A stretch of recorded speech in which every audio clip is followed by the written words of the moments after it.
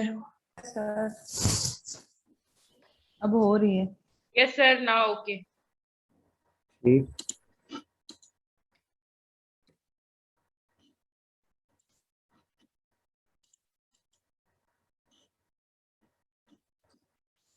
ये शो हो रही है स्क्रीन सबको? जी सर। अच्छा, चलें इसकी बात कर रहे थे कि एक्स एक्सिस पे हमारे पास जो है पार्शियल प्रेशर ऑफ ऑक्सीजन है, वाई एक्सिस पे हमारे पास हीमोग्लोबिन की सैचुरेशन है। ठीक है, तो हम बेसिकली ये देखते हैं कि पहले आर्टीरियल जो लंग्स के में यहाँ पर जो हमारे पास पार्शियल प्रेशर ऑफ ऑक्सीजन है आर्टीरियल ब्लड में, वो है हमारे पास, पहले भी हमने बात की थी उस दिन भी, 95 मिलीमीटर ऑफ मर्करी। ठीक है, फाइनल जो सैचुरेशन अचीव होती है पार्शियल प्रेशर ऑफ ऑक्सीजन जब 95 मिलीमीटर ऑफ मर्करी होता है, तो उस वक्त हीमोग्लोबिन की जो सैचुरेशन है वो 97% है। ठीक है, 97% सैचुरेटेड। इट मींस कि ऑलमोस्ट आपका जो हीमोग्लोबिन मॉलिक्यूल है, ठीक है, वो एक molecule maximum 4 molecules of oxygen को कैरी करता है। अगर 100% जो है पार्शियल प्रेशर ऑफ ऑक्सीजन हो, तो यहाँ पर 4 तकरीबन हम कह सकते हैं कि ऑलमोस्ट 4 जो है मॉलिक्यूल्स वो कैरी कर रहा है लंग्स में, आर्टीरियल ब्लड में। फिर आप जैसे पार्शियल प्रेशर ऑफ ऑक्सीजन कम होता जाता है, जब वो टिश्यूज के लेवल पे ब्लड पहुंचता है, तो टिश्यू लेवल पे जो पार्शियल प्रेशर ऑफ ऑक्सीजन है वो है हमारे पास 40 मिलीमीटर ऑफ मर्करी। ठीक है, 40 मिलीमीटर ऑफ मर्करी हमारे पास टिश्यू लेवल पे पार्शियल प्रेशर ऑफ ऑक्सीजन है। और वहां पर अगर आप देखें कि हीमोग्लोबिन की सैचुरेशन कितनी है, तो ये तकरीबन 75% है। इसका मतलब है कि हीमोग्लोबिन के मॉलिक्यूल ने अपने 4 में से उसने एक मॉलिक्यूल जो है वो लूज कर दिया और वो टिश्यू में चला गया। ठीक है, अब वो 75% सैचुरेटेड रह गई है। ठीक है, ये है नॉर्मल ग्राफ। इसकी दो इसमें चीजें इंपॉर्टेंट है। एक ये कि इसकी सिग्मॉइड शेप है। ये सिग्मॉइड शेप जो है ये दो चीजें शो करती है। एक, इसका जो अपर ये वाला जो फ्लैटर पोर्शन है, रिलेटिवली फ्लैट है, ये लोडिंग ऑफ ऑक्सीजन को शो करता है कि ऑक्सीजन लोडिंग हो रही है लंग्स के अंदर। और ये जो इसका स्टीप पार्ट शो करता है, ये सक्सेसिव या प्रोग्रेसिव अनलोडिंग को शो करता है टिश्यूज में। ठीक है, अनलोडिंग ऑफ ऑक्सीजन जो टिश्यूज में हो रही है उसको ये शो कर रहा है कि जैसे जैसे वो डिक्रीज हो रहा है उतनी ज्यादा उसकी जो अनलोडिंग हो रही है ऑक्सीजन की। एक चीज जो यहाँ पर और इंपॉर्टेंट है वो है आपका P50 वैल्यू, जिसे हम कहते हैं P50। ये बहुत इंपॉर्टेंट एमसीक्यूज और क्लिनिकली भी। बेसिकली P50 वैल्यू वो वैल्यू है जिसपे ऐसा पार्शियल प्रेशर ऑफ ऑक्सीजन है, it is that partial pressure of oxygen eight which haemoglobin is 50% saturated. ठीक है, तो ये पार्शियल प्रेशर ऑफ ऑक्सीजन कितना है P50 वैल्यू, ये नॉर्मली होता है 26 या 25 मिलीमीटर ऑफ मर्करी। ठीक है, it is that partial pressure of oxygen eight which haemoglobin is 50% saturated. ठीक है, इट इज नॉर्मली 26 और 25 millimetre of mercury. Now there are certain factors which can shift this curve to right or left. Rightward shift का मतलब ये है कि oxygen की dissociation हो रही है। ठीक है, ऑक्सीजन डिसोसिएट हो रही है नॉर्मल से। अगर राइटवर्ड शिफ्ट हो रही है, जितनी ज्यादा राइट को शिफ्ट होगी उतनी ज्यादा ये नीचे आएगी, और इसका मतलब है कि हीमोग्लोबिन की सैचुरेशन कम हो रही है, ऑक्सीजन डिसोसिएट हो रही है। और जितना ये नॉर्मल से लेफ्टवर्ड शिफ्ट होगी, वो उसका मतलब है कि उसकी डिसोसिएशन कम हो रही है। ठीक है, एसोसिएशन ज्यादा हो रही है, डिसोसिएशन कम हो रही है। ठीक है, ऑक्सीजन बाइंड उसकी कैपेसिटी बढ़ रही है। अच्छा, अब राइटवर्ड शिफ्ट जाहिर है कि वो टिश्यूज में इंपॉर्टेंट होगी। ठीक है, टिश्यूज के लेवल पे राइटवर्ड शिफ्ट इंपॉर्टेंट होगी और वो ऑक्सीजन की डिसोसिएशन को शो करेगी। इसमें हमारे पास 4 मेजर फैक्टर्स हैं जो राइटवर्ड शिफ्ट करते हैं। Number 1, increase hydrogen ion. फिर हमारे पास increase carbon dioxide, increase temperature और इंक्रीज एक कंपाउंड है 2,3-BPG बिसफास्फोग्लाइसरेट, जो कि आरबीसीज में बनता है ग्लाइकोलिसिस से। जब भी एनारोबिक होती है तो ये 2,3-BPG जो है ग्लाइकोलिसिस से बनता है, और बेसिकली ये जाके हीमोग्लोबिन के मॉलिक्यूल के साथ अटैच हो जाता है उनकी बीटा चेन्स के साथ, और ये ऑक्सीजन को वहां से डिस्प्लेस करने की इसकी टेंडेंसी है। तो इसमें से जो फर्स्ट 2 फैक्टर्स हैं, यानी कि इंक्रीज इन हाइड्रोजन आयन और इंक्रीज इन कार्बन डाइऑक्साइड, इससे ऑक्सीजन हीमोग्लोबिन जो डिसोसिएशन कर्व का राइटवर्ड शिफ्ट होना, इसको एक इफेक्ट का नाम दिया गया, सो कॉल्ड, उसे कहते हैं बोहर इफेक्ट। ठीक है, increase in carbon dioxide and increase in hydrogen से जो इसमें राइटवर्ड शिफ्ट आती है उसे हम बोहर इफेक्ट बोलते हैं। अच्छा, लेफ्टवर्ड शिफ्ट में इन्हीं चारों चीजों को हम कम कर दें। ठीक है, इन्हीं चारों चीजों की डिक्रीज जो है वो लेफ्टवर्ड शिफ्ट के लिए रिस्पॉन्सिबल है। यानी कि decrease in hydrogen ions, in decrease in carbon dioxide, decrease in temperature and decrease in BPG या 2,3 बीपीजी, ये लेफ्टवर्ड शिफ्ट करती है। इसके अलावा एक हीमोग्लोबिन की टाइप भी है जो कि लेफ्टवर्ड शिफ्ट करती है। एनीवन? Fetal haemoglobin. यस, बिल्कुल, आपको फीटल हीमोग्लोबिन है जो इसको लेफ्टवर्ड शिफ्ट करती है इस कर्व को। बिल्कुल ठीक है, आगे चलते हैं। ट्रांसपोर्ट ऑफ कार्बन डाइऑक्साइड, ठीक है। ट्रांसपोर्ट ऑफ कार्बन डाइऑक्साइड, अब ये टिश्यूज के ऊपर ये प्रोड्यूस हो रही है मेटाबॉलिक रिएक्शन से, और इसने लंग्स में जाना है इसमें एक्सहेल होने के लिए। तो normally under normal resting conditions 4 milliliter of oxygen is transported from the tissues to the lungs by each deciliter of blood, ठीक है। ये दोनों में रिलेशन है। ऑक्सीजन कितनी होती थी जो लंग से यहाँ पर ट्रांसफर होती थी टिश्यूज में, वो होती थी 5 मिलीलीटर पर डेसीलीटर, और ये है 4 मिलीलीटर पर डेसीलीटर। अब पार्शियल प्रेशर देख लेते हैं जिनके डिफरेंस से इसमें ब्लड में जाना है। तो सेल्स से या टिश्यू से इंटरस्टिशियम में सिर्फ 1 मिलीमीटर ऑफ मर्क्यूरी का डिफरेंस है। सेल्स में 46 और इंटरस्टिशियम में 45, ठीक है। सिर्फ 1 मिलीमीटर ऑफ मर्क्यूरी के डिफरेंस से ये यहाँ पर डिफ्यूज हो जाती है। और हमने बात की थी कि ऐसा क्यों होता है। बेसिकली जो कार्बन डाइऑक्साइड की डिफ्यूजिंग कैपेसिटी है वो ऑक्सीजन से 20 टाइम्स ज्यादा है अंडर रेस्टिंग कंडीशंस। और फिर ये यहाँ से टिश्यूज से जो ब्लड में जाती है, आर्टीरियल ब्लड में कार्बन डाइऑक्साइड है 40 millimetre of mercury arterial blood में, तो 5 मिलीमीटर ऑफ मर्क्यूरी का यहाँ पर डिफरेंस है, ठीक है। 5 मिलीमीटर ऑफ मर्क्यूरी का, उससे ये इंटरस्टिशियम से निकल के ब्लड में चली जाएगी और फिर ब्लड में इक्विलिब्रेट करेगी इसके साथ, तो ये 45 मिलीमीटर ऑफ मर्क्यूरी जो है आपके वीनस ब्लड का पार्शियल प्रेशर हो जाएगा, और इसी से ये लंग्स में जाके वहां से डिफ्यूज आउट हो जाएगी। नाउ द क्वेश्चन इज कि इसमें कौन कौन सी इसकी फॉर्म्स हैं जो जिन फॉर्म्स में ब्लड में ट्रांसपोर्ट होती है, ठीक है। तो बेसिकली हमारे पास यहाँ पर इसकी 3 फॉर्म्स हैं मेजर, ठीक है। उनमें से ये तकरीबन 7% जो है ये डिजॉल्व फॉर्म में, ये टिश्यू है, ये इंटरस्टिशियल फ्लूइड है, ये हमारा ब्लड है, ठीक है, कैपिलरी के अंदर ये आरबीसी है। तो 7% जो है ये डिजॉल्व फॉर्म में ट्रांसपोर्ट होती है जो कि इसके पार्शियल प्रेशर के रिस्पॉन्सिबल है। उसके बाद ये कंबाइन करती है रेड ब्लड सेल के अंदर आके हीमोग्लोबिन के साथ, ठीक है, कार्बन डाइऑक्साइड प्लस हीमोग्लोबिन, तो कार्बामिनो हीमोग्लोबिन हमारे पास बन जाती है। ये 23% इस फॉर्म में ये ट्रांसपोर्ट होती है, और 70% जो इसकी मेजर ट्रांसपोर्ट फॉर्म है वो बाइकार्बोनेट है।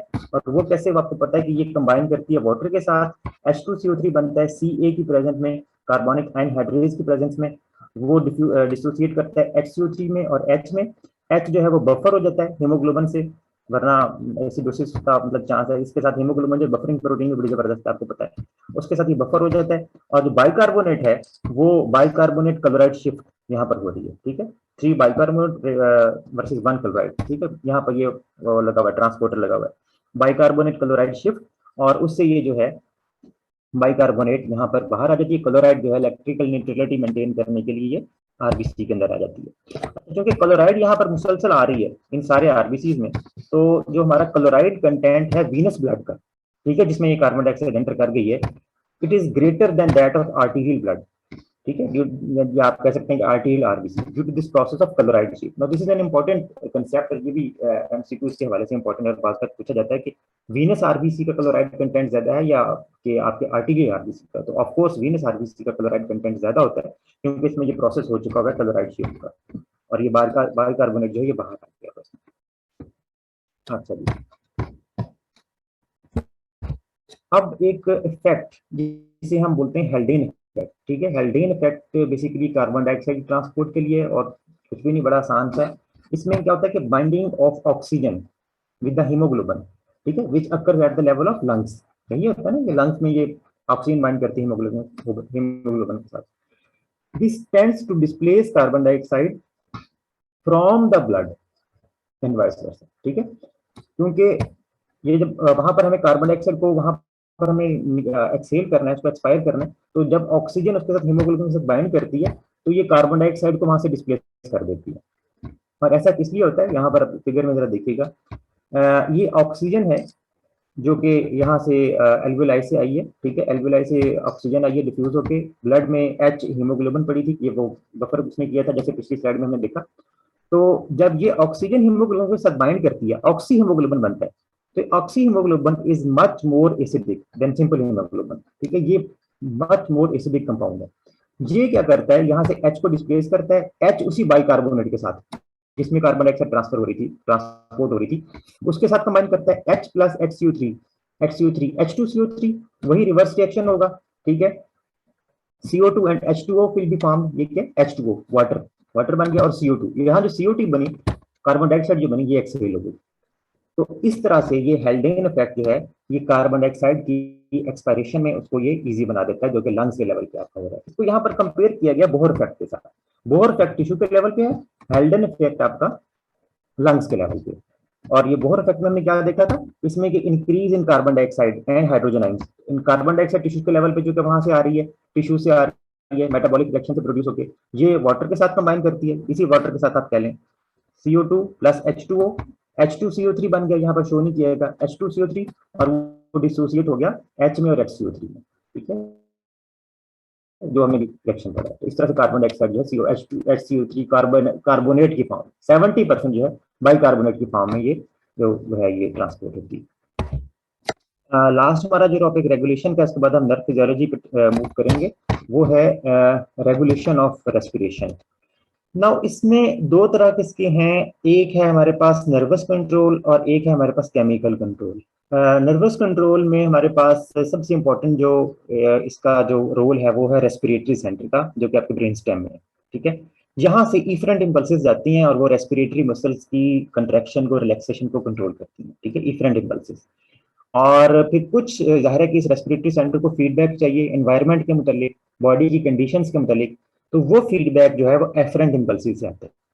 तो हम कह सकते हैं कि रेगुलेशन ऑफ रेस्पिरेशन, ये कंट्रोल ऑफ रेस्पिरेशन, ये नर्वस है और हार्मोनल है, ये ह्यूमरल है। और जो नर्वस है उसमें दो तरह के इंपल्सिस इंपॉर्टेंट हैं, एक इफरेंट इंपल्सिस जो कि रेस्पिरेटरी सेंटर से रेस्पिरेटरी मसल्स की तरफ जाएंगी, और दूसरी एफरेंट इंपल्सिस जो कि डिफरेंट रिसेप्टर्स से, बॉडी के अंदर जो डिफरेंट रिसेप्टर्स हैं वहां से फीडबैक प्रोवाइड करेंगी रेस्पिरेटरी सेंटर। तो पहले हम डिफरेंट इंपल्सेस ये रेस्पिरेटरी सेंटर का रोल देख लेते हैं। इसमें हमारे पास मेडल्ला में भी ये सेंटर हैं और कुछ पोन्स में भी हैं। तो पहले मेडल्ला के हम सेंटर देख लेते हैं। मेडल्ला में एक डॉर्सल रेस्पिरेटरी ग्रुप है और एक वेंट्रल रेस्पिरेटरी ग्रुप है, ठीक है, according to the location, dorsally पड़ा, ये वेंट्रली पड़ा, एक डॉर्सल रेस्पिरेटरी ग्रुप और एक वेंट्रल रेस्पिरेटरी ग्रुप। और एक टॉप पिन के मेडल्ला के अपर एंड पे है प्री बोर्जिंगर कॉम्प्लेक्स या प्री बीओटीसी कॉम्प्लेक्स से बोलते हैं, ठीक है। ये तीनों आप इंक्लूड कर सकते हैं मेडलरी सेंटर्स में, ठीक। और पोन्स के जो सेंटर हैं वो है न्यूमोटेक्सिक सेंटर, ठीक है, pneumotaxic centre and apneustic centre, ये दो जो है पोन्स में लोकेटेड है। अब ये कि इनके फंक्शंस की हम थोड़ी सी बात कर लेते हैं, फंक्शन इनके क्या है।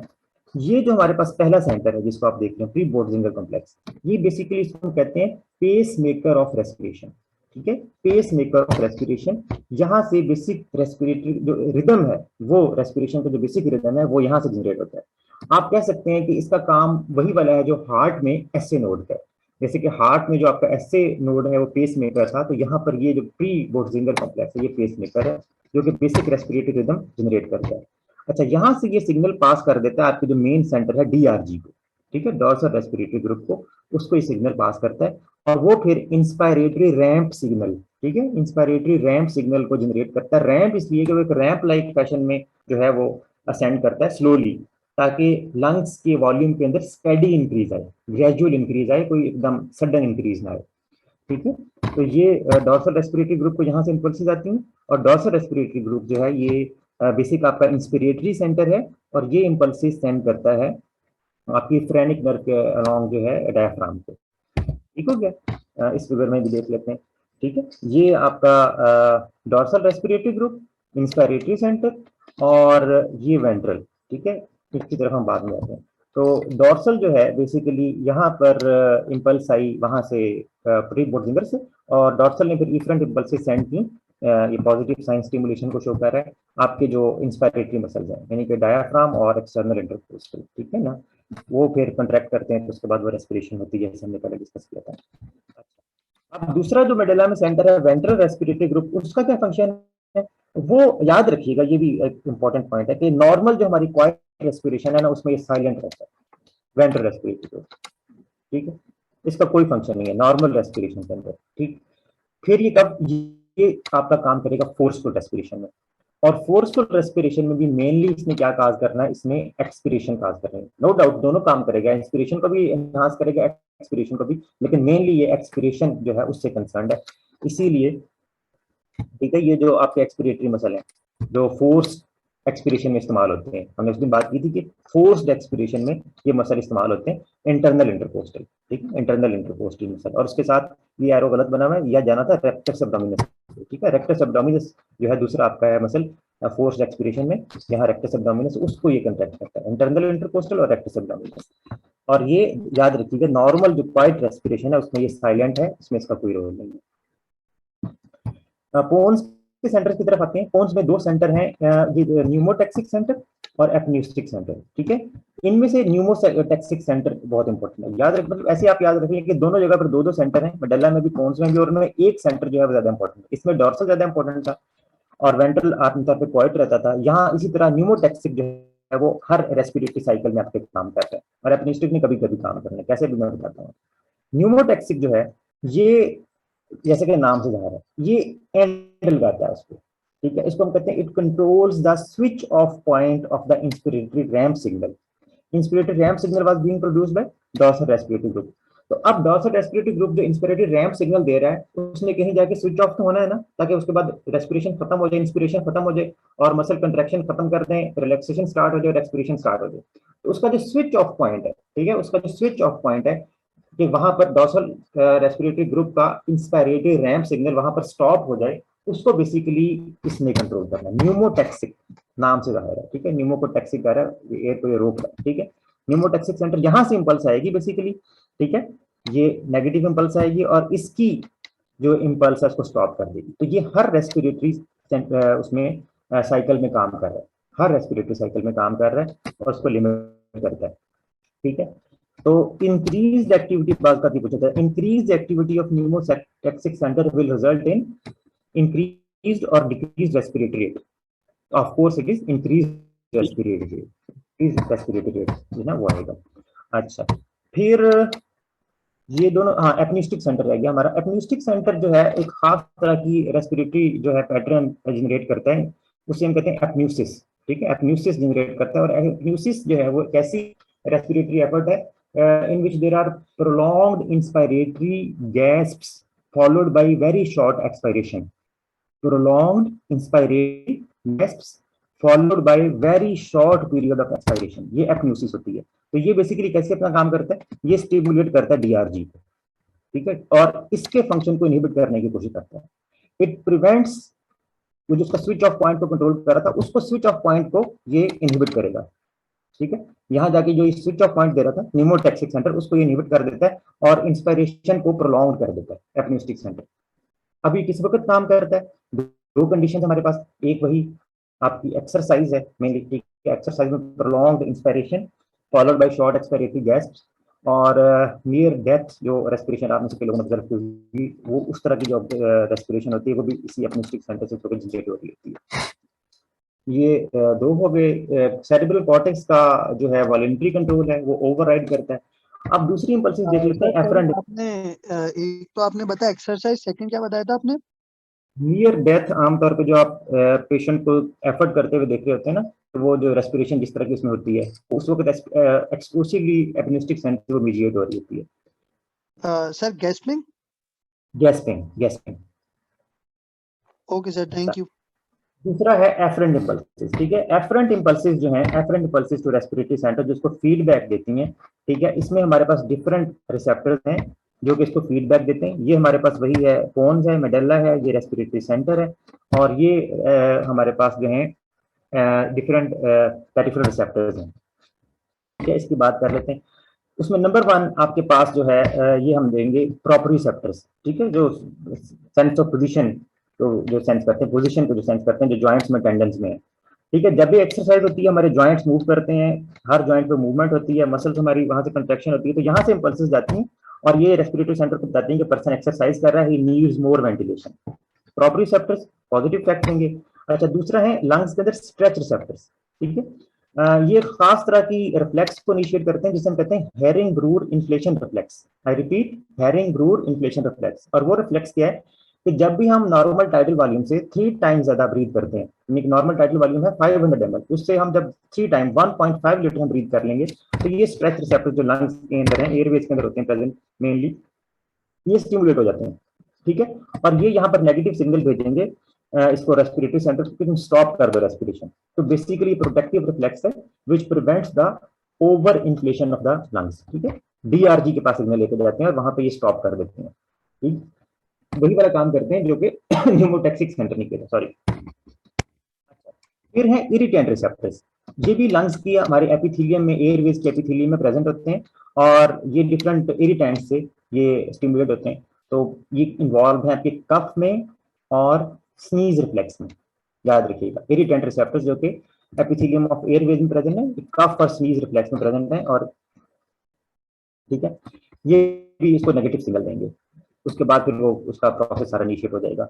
तीसरे हैं हमारे पास J receptors. J receptors J for juxtaposition. Juxtaposition किसकी? पल्मोनरी कैपिलरी की। पल्मोनरी कैपिलरी की ये उसमें विसिनिटी में प्रेजेंट होते हैं, और जब भी pulmonary capillary is engorged with the blood, these J receptors are stimulated and they cause tachypnea.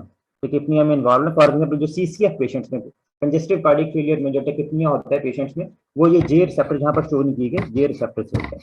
अच्छा, फिर इन सबसे जो इंपॉर्टेंट है वो है आपके कीमो रिसेप्टर्स, ठीक है। कीमो रिसेप्टर्स जो कि केमिकल कंट्रोल ऑफ रेस्पिरेशन भी हम कहते हैं, सो कॉल्ड। पहले हमने नर्व्स पढ़ा था ना, दूसरा है केमिकल कंट्रोल ऑफ रेस्पिरेशन, उसमें ये कीमो रिसेप्टर्स इन्वॉल्व है।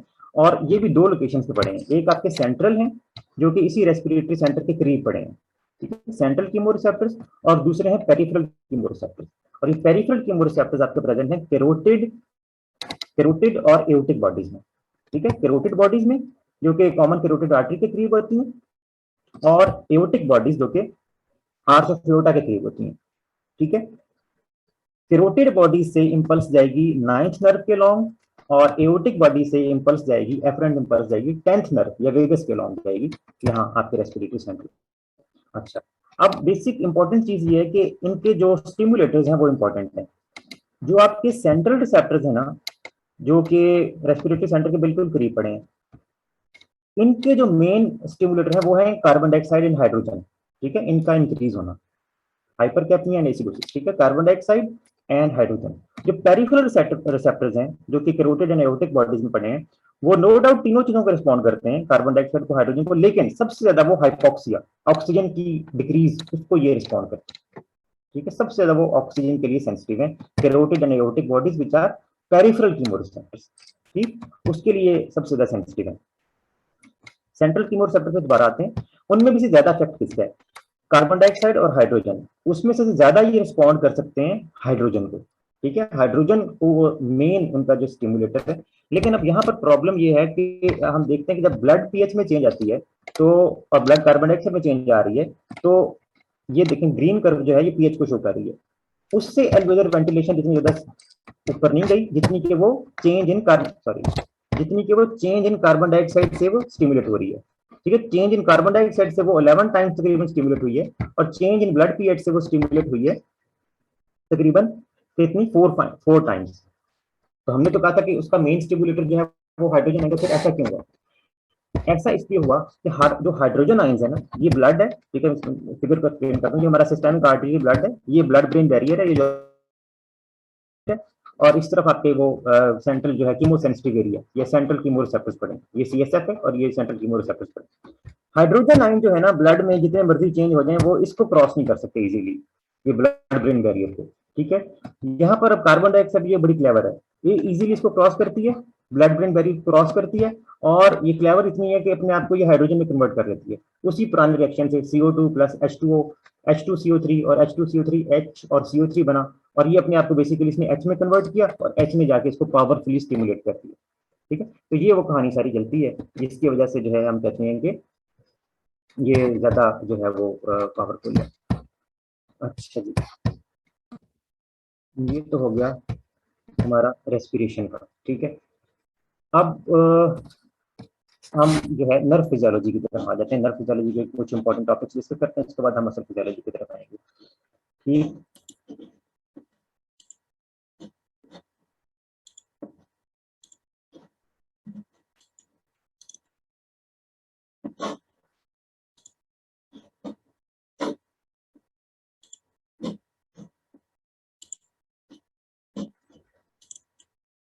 ये काइंडली बताइएगा, आपको स्क्रीन नजर आ रही है?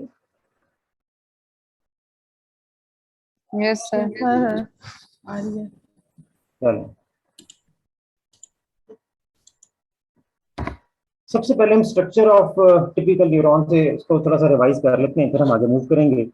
न्यूरॉन में आपको पता है कि 3 बेसिक चीजें हैं, डेंड्राइट है, सोमा है, सेल बॉडी है, या और तीसरा उसका एक्सॉन है। ठीक है, वही आप पुराने कंसेप्ट है सारा, उसको जल्दी से बस रिवाइज कर लेते हैं। आपको पता है सारी चीजें। ये जो है ये रिसेप्शन वाला पोर्शन होता है डेंड्राइट, यहाँ से वो इम्पल्स जो है रिसीव करता है कोई भी न्यूरॉन। ठीक है, उसके बाद पास ऑन कर दी जाती है एक्सॉन को। एक्सॉन जो है वो इफरेंट पोर्शन है। ठीक है, यहाँ से इम्पल्स नेक्स्ट न्यूरॉन को पास की जाती है। ठीक है, ये रिसेप्शन वाला पोर्शन है डेंड्राइट, और ये जो एक्सॉन जो है ये यहाँ से ये इफरेंट पोर्शन है, यहाँ से वो नेक्स्ट न्यूरॉन को पास की जाती है। अच्छा, उसके बाद उसमें यहाँ 2-3 चीजें मैं आपसे डिस्कस करना चाहूंगा, एक दोबारा हम रिवाइज कर लेते हैं कि माइलिनेशन। ठीक है, माइलिनेशन आपको पता है कि ये स्पीड ऑफ कंडक्शन जो है, इम्पल्स वेलोसिटी उसको इंक्रीज कर देती है। ठीक है, माइलिनेशन जो है इम्पल्स की वेलोसिटी को इंक्रीज करती है। अनमाइलिनेटेड न्यूरॉन्स जो है उसमें ये इम्पल्स की जो वेलोसिटी है वो कम होगी। दूसरा एक चीज है एक्सॉन हिलॉक। ठीक है, एक्सॉन हिलॉक क्या है? ये इनिशियल पोर्शन होता है बॉडी के साथ एक्सॉन का, और इनिशियल तकरीबन 100 माइक्रोन ऑफ एक्सॉन। ठीक है, इसको हम ट्रिगर जोन या इनिशियल सेगमेंट भी बोलते हैं। इसकी इंपॉर्टेंस क्या है कि यहाँ पर आपकी एक्साइटेबिलिटी सबसे ज्यादा होती है, क्योंकि यहाँ पर वोल्टेज गेटेड चैनल जो है उनकी हाई कंसंट्रेशन होती है। ठीक है, इसलिए इम्पल्स जो है उसकी जनरेशन का ये वाला जोन होता है। बेसिकली एक्सॉन हिलॉक, या इसको फिजियोलॉजिकली हम कह सकते हैं ट्रिगर जोन और इनिशियल सेगमेंट भी बोलते हैं। ठीक है, यहाँ पर एक्साइटेबिलिटी जो है मैक्सिमम होती है। बाद तक इसका मतलब क्वेश्चन आ जाता है निसल सब्सटेंस के मतलब। निसल सब्सटेंस आप देख रहे हैं सोमा में प्रेजेंट है। ठीक है, ये बेसिकली क्या चीज होती है, किसी को याद हो? एनाटॉमी से भी कुछ रिलेट करता है एमसीक्यू। Have ribosomes. जी, रेटिकुलम प्लाज्मिक विद राइबोसोम। ठीक है, तो इसी को बेसिकली नाम निसल सब्सटेंस का उसके साथ होते हैं।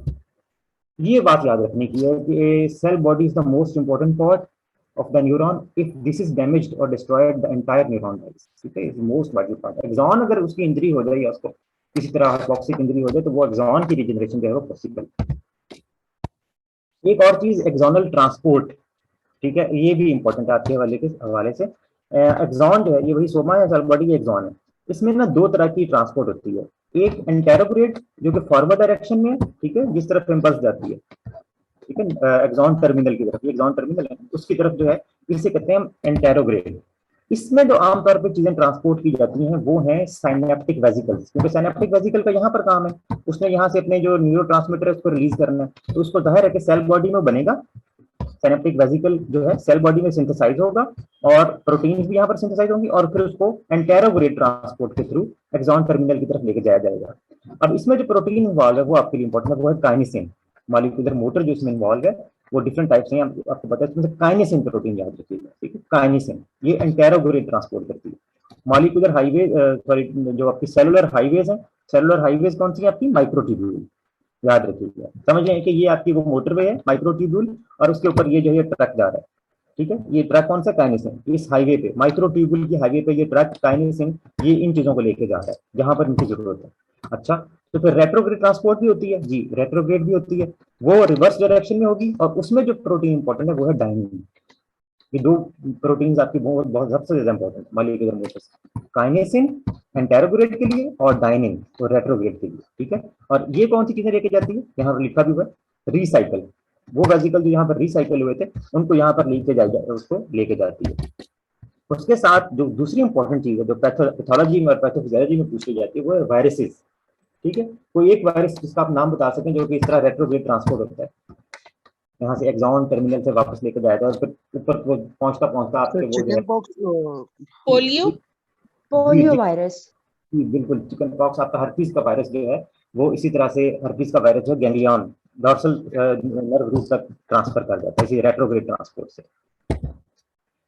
ग्लाया, ग्लाया क्या है? बेसिकली ये सीएनएस के अंदर ऐसे सेल्स हैं जो कि न्यूरॉन्स नहीं है। ठीक है, ग्लायल सेल्स स्पोर्टिंग सेल्स हैं। Glia mean sporting, blue light sporting cells जो कि न्यूरॉन नहीं होते। ये 2 तरह के हैं, मैक्रोग्लाया एंड माइक्रोग्लाया। ठीक, मैक्रो एंड माइक्रो। मैक्रो के अगे 3 टाइप्स हैं, आपको पता ही होगा, दोबारा रिवाइज कर लेते हैं। ओलिगोडेंड्रोसाइट्स जो कि आपके सीएनएस में माइलिन बनाते हैं। श्वान सेल्स जो कि आपके पेरिफेरल नर्वस सिस्टम में माइलिन शीट बनाते हैं, ठीक है, और एस्ट्रोसाइट्स, इनकी दो टाइप्स हैं, फाइब्रस एंड प्रोटोप्लाज्मिक, उसके बारे में बात कर लेते हैं। ये श्वान सेल है, और ये श्वान सेल जो पेरिफेरल नर्वस सिस्टम में माइलिनेशन करता है इस तरीके से कंसेंट्रिक लेमेलिया बनाता है ये, और ये रैप करता जाता है और बीच में इसका ये न्यूक्लियस आ जाता है। तो इसका ये पैटर्न ऑफ माइलिनेशन है पेरिफेरल नर्वस सिस्टम में। ये ओलिगोडेंड्रोसाइट है जो कि सीएनएस में माइलिन बनाता है, इसका पैटर्न बिल्कुल डिफरेंट है। ये बेसिकली फुट प्रोसेसेस इस तरह से सेंड करता है, ठीक है, फुट प्रोसेसेस सेंड करता है, और वो जो फुट प्रोसेसेस हैं वो फिर माइलिन शीट जो है वो बना लेते हैं, ठीक है। तो इसका पैटर्न डिफरेंट है श्वान सेल से माइलिनेशन के लिए।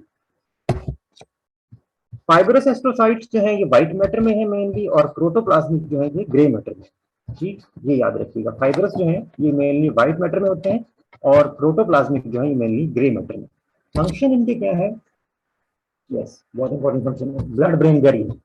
ब्लड ब्रेन बैरियर जो आपका उसमें बन रहा है, उसमें जो उसकी रेगुलेट करते हैं सब्सटेंसेस की एंट्री ब्रेन टिश्यू में, उसका ये पार्ट बनाते हैं ब्लड ब्रेन बैरियर का। फिर स्पोर्टिंग सेल्स हैं, ठीक है, they form a sporting network in the CNS. फिर उससे भी ज्यादा इंपॉर्टेंट जो है इनकी दो चीजें हैं कि ये रेगुलेट करते हैं कंसंट्रेशन ना सिर्फ इलेक्ट्रोलाइट्स की बल्कि न्यूरोट्रांसमीटर्स की भी, ठीक है, बल्कि इसका बहुत ज्यादा आजकल रोल इसमें आजकल डिस्कस हो रहा है कि डिफरेंट जो आपके न्यूरोट्रांसमीटर से रिलेटेड डिजीज हैं, इवन मेजर डिप्रेशन वगैरह, उसमें जो है ये एस्ट्रोसाइट्स की माल फंक्शनिंग भी है, उस पर काफी इस पर रिसर्च हो रही है। तो रेगुलेट करते हैं कंसंट्रेशन, ठीक है, न्यूरोट्रांसमीटर्स की और इलेक्ट्रोलाइट्स की in the CNS.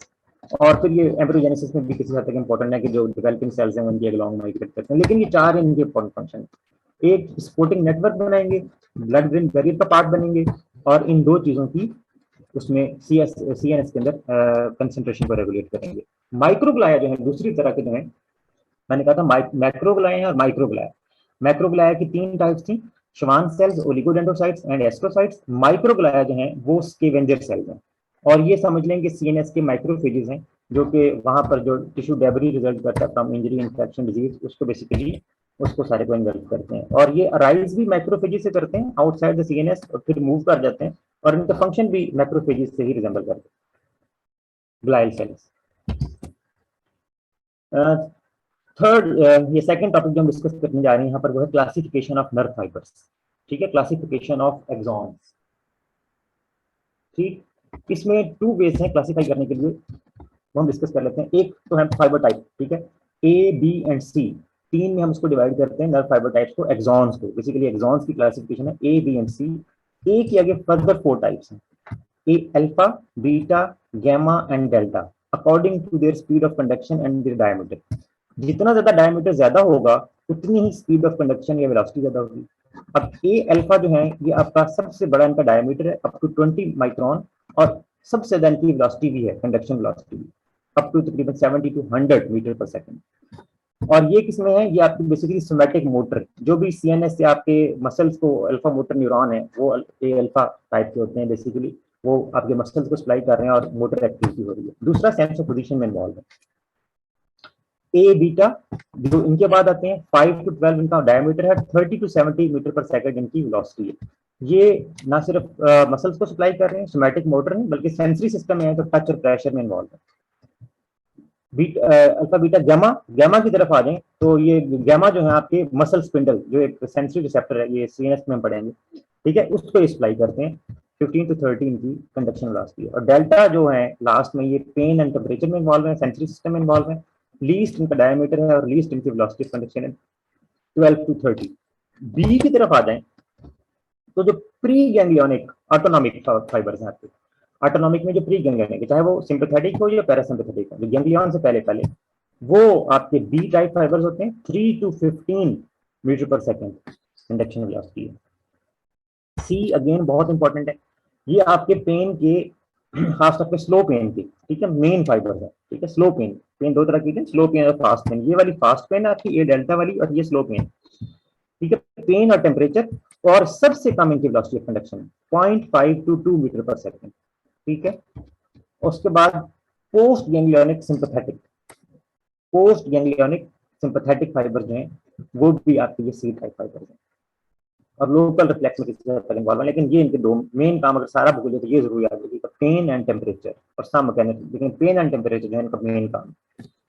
A, B and सी। दूसरी है हमारे पास क्लिनिकल क्लासिफिकेशन, ठीक है।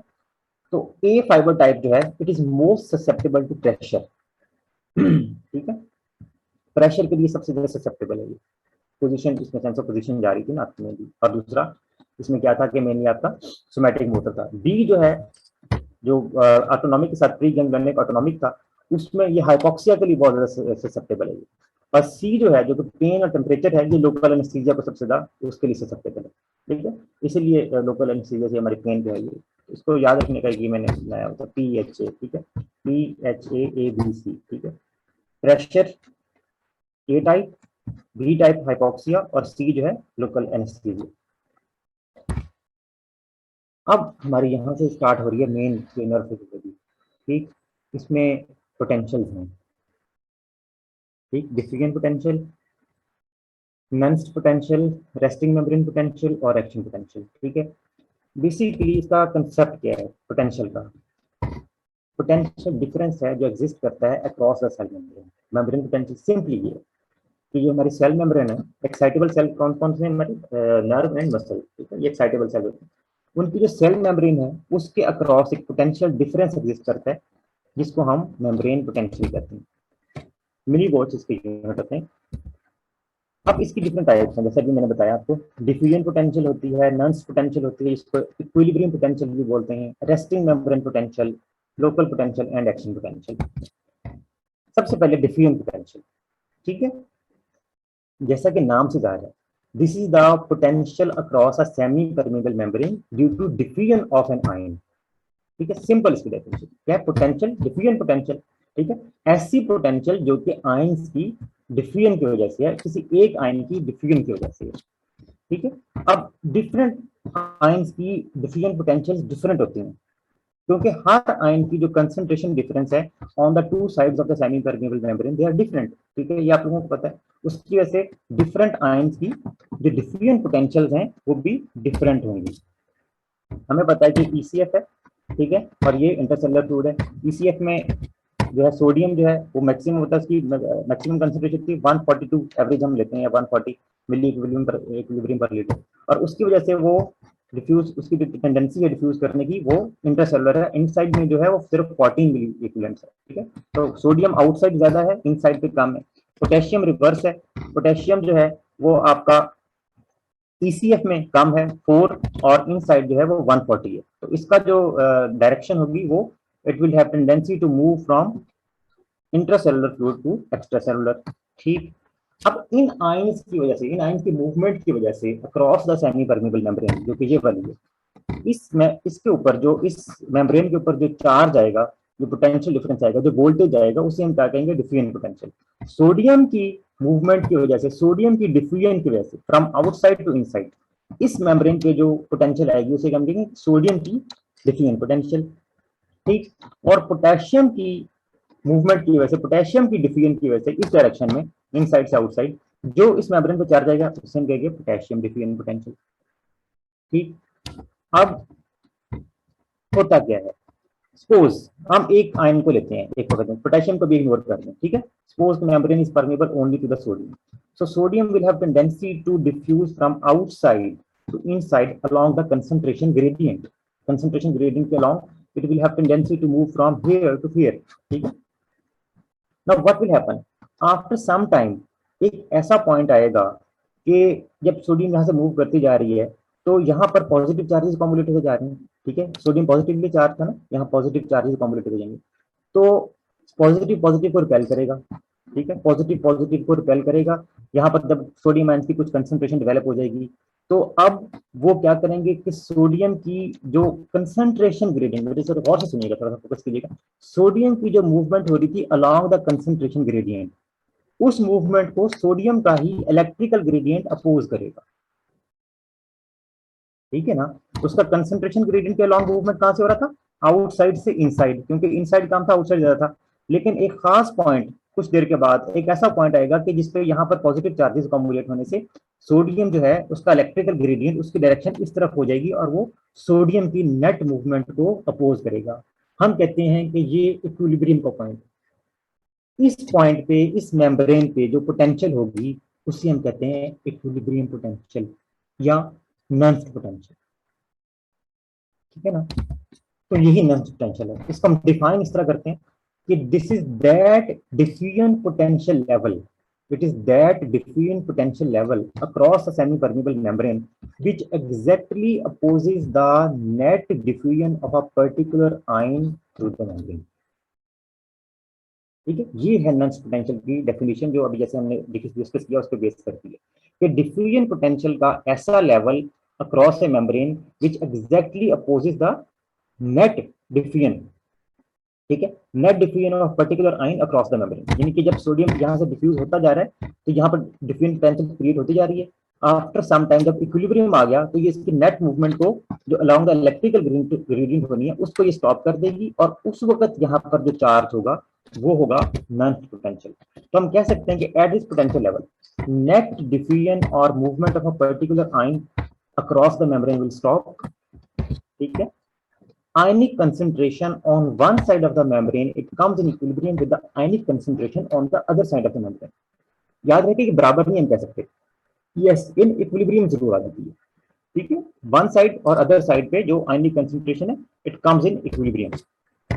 ये वही वाली चीज दिखाई गई है, ये एक्सॉन का इनसाइड है और ये आउटसाइड है, ठीक है। सोडियम अपना जो कंसंट्रेशन ग्रेडियंट के लॉन्ग, ठीक है, डिफ्यूज इसकी डिफ्यूजन की टेंडेंसी होगी आउटसाइड से इनसाइड, जैसे मैंने आपको बताया। आफ्टर सम टाइम यहाँ पर पॉजिटिव चार्जेस सारे कम्युलेट हो जाएंगे, इलेक्ट्रिकल ग्रेडियंट क्रिएट होगा और उसकी डायरेक्शन होगी आउटवर्ड। तो ये दो फोर्सेस कंसंट्रेशन ग्रेडियंट और इलेक्ट्रिकल ग्रेडियंट एक दूसरे को अपोज करेंगे और उस वक्त इस मेम्ब्रेन पे जो चार्ज होगा वो होगा सोडियम की नॉन पोटेंशियल और उसकी वैल्यू है 61 मिलीवोल्ट्स, ठीक है। इस पोटेंशियल पे सोडियम जो है वो हम कहते हैं इन इक्विलिब्रियम आ जाती है, ठीक है। तो यही वाली बात लिखी है सारी जो भी मैंने आपको एक्सप्लेन की है, ठीक है। ये गाइडन में आप देख भी सकते हैं इसको। अच्छा, दूसरा अगर हम पोटेशियम की बात करें तो उसका बिल्कुल अपोजिट हो जाएगा। पोटेशियम इनसाइड ज्यादा है, आउटसाइड कम है। तो पोटेशियम कंसंट्रेशन ग्रेडियंट के लॉन्ग ये रेड एरोस देखिए, ये बाहर इसकी टेंडेंसी होगी मूव करने की। आफ्टर सम टाइम इसका एक इक्विलिब्रियम पॉइंट आ जाएगा, ठीक है। तो यहाँ से इसको इलेक्ट्रिकल ग्रेडियंट जो है, अंदर वैसे भी नेगेटिव चार्जेस ज्यादा होते हैं, एनायन ज्यादा होते हैं, तो इलेक्ट्रिकल ग्रेडियंट की डायरेक्शन जो है वो इनसाइड होगी। तो ये दोनों फोर्सेस एक दूसरे को अपोज करेंगी और उस वक्त हम कहेंगे कि पोटेशियम की जो इक्विलिब्रियम पोटेंशियल है, जो मेम्ब्रेन पे जो पोटेंशियल जो उसकी वजह से आती है, वो अगर हम सिर्फ पोटेंशियम का रोल यहाँ पर डिस्कस करें तो वो होती है 94 मिलीवोल्ट्स, ठीक है। और उसके माइनस का साइन होता है। अब इसकी थोड़ा लंबी चौड़ी डिस्कशन है कि इसमें कन्वेंशन होता है कि पॉजिटिव चार्जेस जो है वो अगर आउटसाइड से इनसाइड मूव करें तो उसमें नेगेटिव साइन आता है, और अगर ये पॉजिटिव चार्जेस जैसे कि पोटेशियम है पॉजिटिव आयन, ये इनसाइड से आउटसाइड मूव करे तो उसमें ये नेगेटिव आता है। ये एक कन्वेंशन है, उसमें डिटेल्स में आपको पढ़ने की जरूरत नहीं। बहरहाल उसमें +61 और इसमें -94 मिलीवोल्ट्स, ये है पोटेशियम की नॉन पोटेंशियल। ये हम क्यों इतना डिस्कस कर रहे हैं सोडियम की नॉन पोटेंशियल या पोटेशियम की नॉन पोटेंशियल, क्योंकि इन्हीं पोटेंशियल्स ने आगे चल के आपकी आरएमपी रेस्टिंग मेम्ब्रेन पोटेंशियल और एक्शन पोटेंशियल के अंदर रोल प्ले करना होता है। तो रेस्टिंग मेम्ब्रेन पोटेंशियल, ठीक है, ये वो पोटेंशियल है जैसे कि नाम से जाहिर है जो कि रेस्टिंग स्टेट में है आपके नर्व पे, न्यूरॉन पे या आपके मसल पे, ठीक है। और वो रेस्ट पे किस वक्त होता है जबकि वो एक्शन पोटेंशियल अपना काम नहीं कर रहा, वो रेस्ट कर रहा है, वो एक्शन पोटेंशियल को वो ट्रांसमिट नहीं कर रहा, ठीक है। तो हम कह सकते हैं it is the potential difference और voltage across an excitable cell membrane when it is at rest that it is not conducting any nerve impulse और एक्शन पोटेंशियल, ठीक है। ये है रेस्टिंग मेम्ब्रेन पोटेंशियल। जो यूनिट इसके भी मिलीवोल्ट होते हैं और इसकी जो वैल्यू है न्यूरॉन्स में हम बात कर लेते हैं। लार्ज न्यूरॉन्स में और मसल्स में, स्केलेटल मसल में ये -90 मिलीवोल्ट्स होती है, ठीक है। जबकि स्मॉल एवरेज साइज न्यूरॉन्स में ये -70 मिलीवोल्ट्स होती है। तो आपने बेसिकली अगर आप फिजियोलॉजी किसी बड़ी बुक से पढ़ें गाइटन बनाओ तो आपने कंफ्यूज इस तरह से भी नहीं होंगे कि जो गाइटन वैल्यू देती है रेस्टिंग मेम्ब्रेन पोटेंशियल -90 और गेनॉन में और शेरवुड वगैरह में -70 लिखी है। तो बेसिकली इसी वजह से डिफरेंस यही इसी चीज का है कि उसने लार्ज न्यूरॉन्स मेंशन किए हैं और बाकी बुक्स में जो मॉडर्न बुक्स हैं मैंने small to average size neurons में मेंशन किया। अब ये इंपॉर्टेंट है, which factors establish resting membrane potential. तो अब इसमें वो वाला रोल आ गया, it is established by the diffusion potentials of permeable ions. जो भी आयंस वो उस सेमी परमिएबल मेम्ब्रेन से जो परमिएट कर सकते हैं, जो उसके क्रॉस डिफ्यूज कर सकते हैं, उनकी डिफ्यूजन पोटेंशियल से ये कलेक्टिव चार्ज होता है। ठीक है, कलेक्टिव चार्ज आता है मेम्ब्रेन पे, जिसे हम रेस्टिंग मेम्ब्रेन पोटेंशियल कहते हैं। अब वो फिर आपस में कैसे तय करते हैं कि किसका ज्यादा रोल होगा। So each permeable ion it attempts to derive the membrane potential towards its non potential. ठीक है, ये बहुत इंपॉर्टेंट चीज है, मजेदार भी है कि हर परमिएबल आयन की ये कोशिश होती है कि वो मेम्ब्रेन पोटेंशियल को अपनी इक्विलिब्रियम पोटेंशियल की तरफ सेट करे। पोटेशियम की वैल्यू कोशिश होगी कि वो रेस्टिंग मेम्ब्रेन पोटेंशियल को -94 के करीब सेट करे। ठीक है, सोडियम की होगी कि वो अगर अकेला सोडियम के वो +61 के करीब उसको सेट करे रेस्टिंग मेम्ब्रेन पोटेंशियल। तो फिर इनमें कौन तस्वीर करवाएगा, वो आयन जिसकी हाईएस्ट परमिबिलिटी होगी। ठीक है, it will make the greatest contribution to RND. वो आयन जिसकी डिफ्यूजन या परमिबिलिटी हाईएस्ट होगी या कंडक्टेंस हाईएस्ट होगी अक्रॉस द मेम्ब्रेन, उसकी लार्जेस्ट या ग्रेटेस्ट कंट्रीब्यूशन होगी to the resting membrane potential, and those with the lowest permeability will have little or no contribution. ठीक है, तो इस तरह से अब हम नट शेल में कह सकते हैं कि resting membrane potential is established bye with these three factors: potassium ions, sodium ions, and sodium potassium pump, and it is maintained by sodium potassium pump. पहले इसकी बात कर लेते हैं कि एस्टेब्लिश कैसे होती है। सबसे पहले इसमें से सबसे ज्यादा रोल है वो है पोटेशियम आयंस का। और क्यों?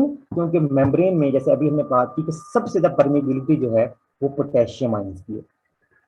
जो सेमी परमिएबल मेम्ब्रेन है इसमें सबसे ज्यादा जो परमिबिलिटी है वो पोटेशियम आयंस की है। और उसकी वजह ये है कि इस मेम्ब्रेन में जो पोटेशियम के खास तरह के चैनल्स होते हैं, जिसे कहते हैं पोटेशियम लीक चैनल्स, वो हाईएस्ट कंसंट्रेशन में होते हैं। ठीक है, सोडियम लीक चैनल्स भी नो डाउट होते हैं, but the quantity or the number of potassium leak channels is about 100 times more than the sodium leak channels.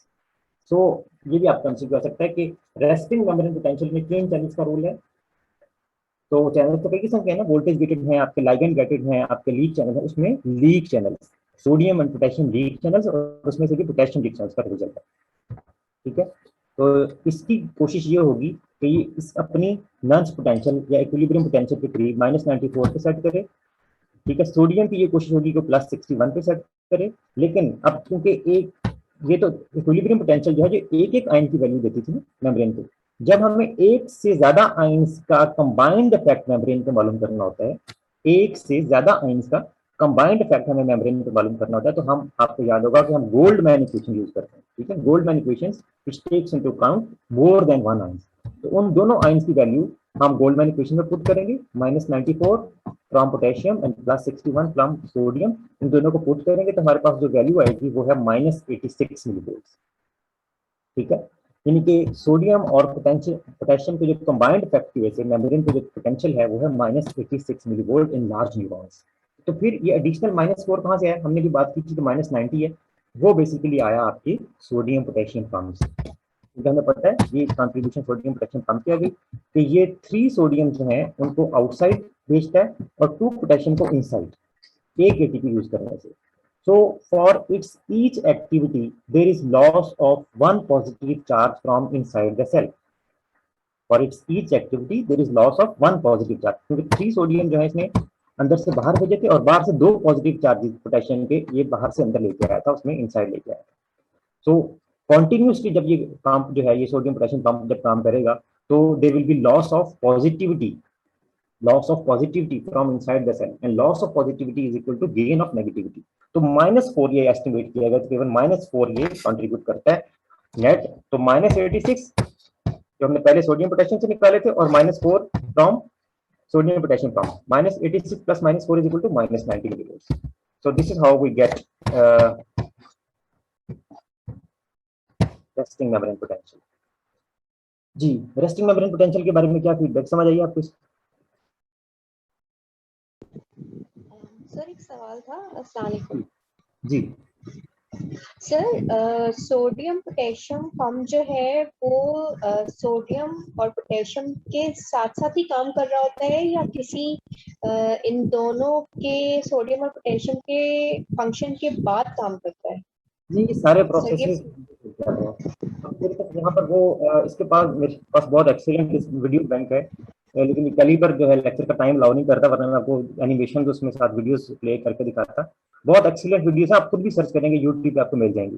तो ये सारे प्रोसेसेस जो है ये साइड बाय साइड चल रहे होते हैं, जिसकी वजह से ये कॉन्टिन्यूसली मूवमेंट पोटेशियम की जो कॉन्टिन्यूस आउटवर्ड है, कॉन्टिन्यूस मूवमेंट आउटसाइड हो रही है, सोडियम कॉन्टिन्यूस इनसाइड जा रहा है। उन दोनों को उठा उठा के उनकी बैलेंस करने वाला सोडियम पोटेशियम पंप जो कॉन्टिन्यूस वर्क कर रहा है, ये सारे प्रोसेस साइड बाय साइड चलते रहते हैं और इसीलिए फिर वो चार्ज है मेंटेन रहता है। ये एक स्टैटिक प्रोसेस नहीं है, ठीक है, कॉन्टिन्यूस प्रोसेस है। अच्छा, अब लास्ट हमारा लर्निंग ऑब्जेक्टिव जो है आज का, वो रेस्टिंग मेम्ब्रेन पोटेंशियल के बाद एक्शन पोटेंशियल रह गया। एक्शन पोटेंशियल को हम देख लेते हैं, उसके बाद हम मसल्स का जो है वो शुरू करेंगे इंशाल्लाह। ठीक है, एक्शन पोटेंशियल क्या है? It is a rapid change in the membrane potential. Change आती है मेम्ब्रेन पोटेंशियल में, और चेंज की खासियत ये होनी चाहिए कि that should spread rapidly across the excitable cell membrane.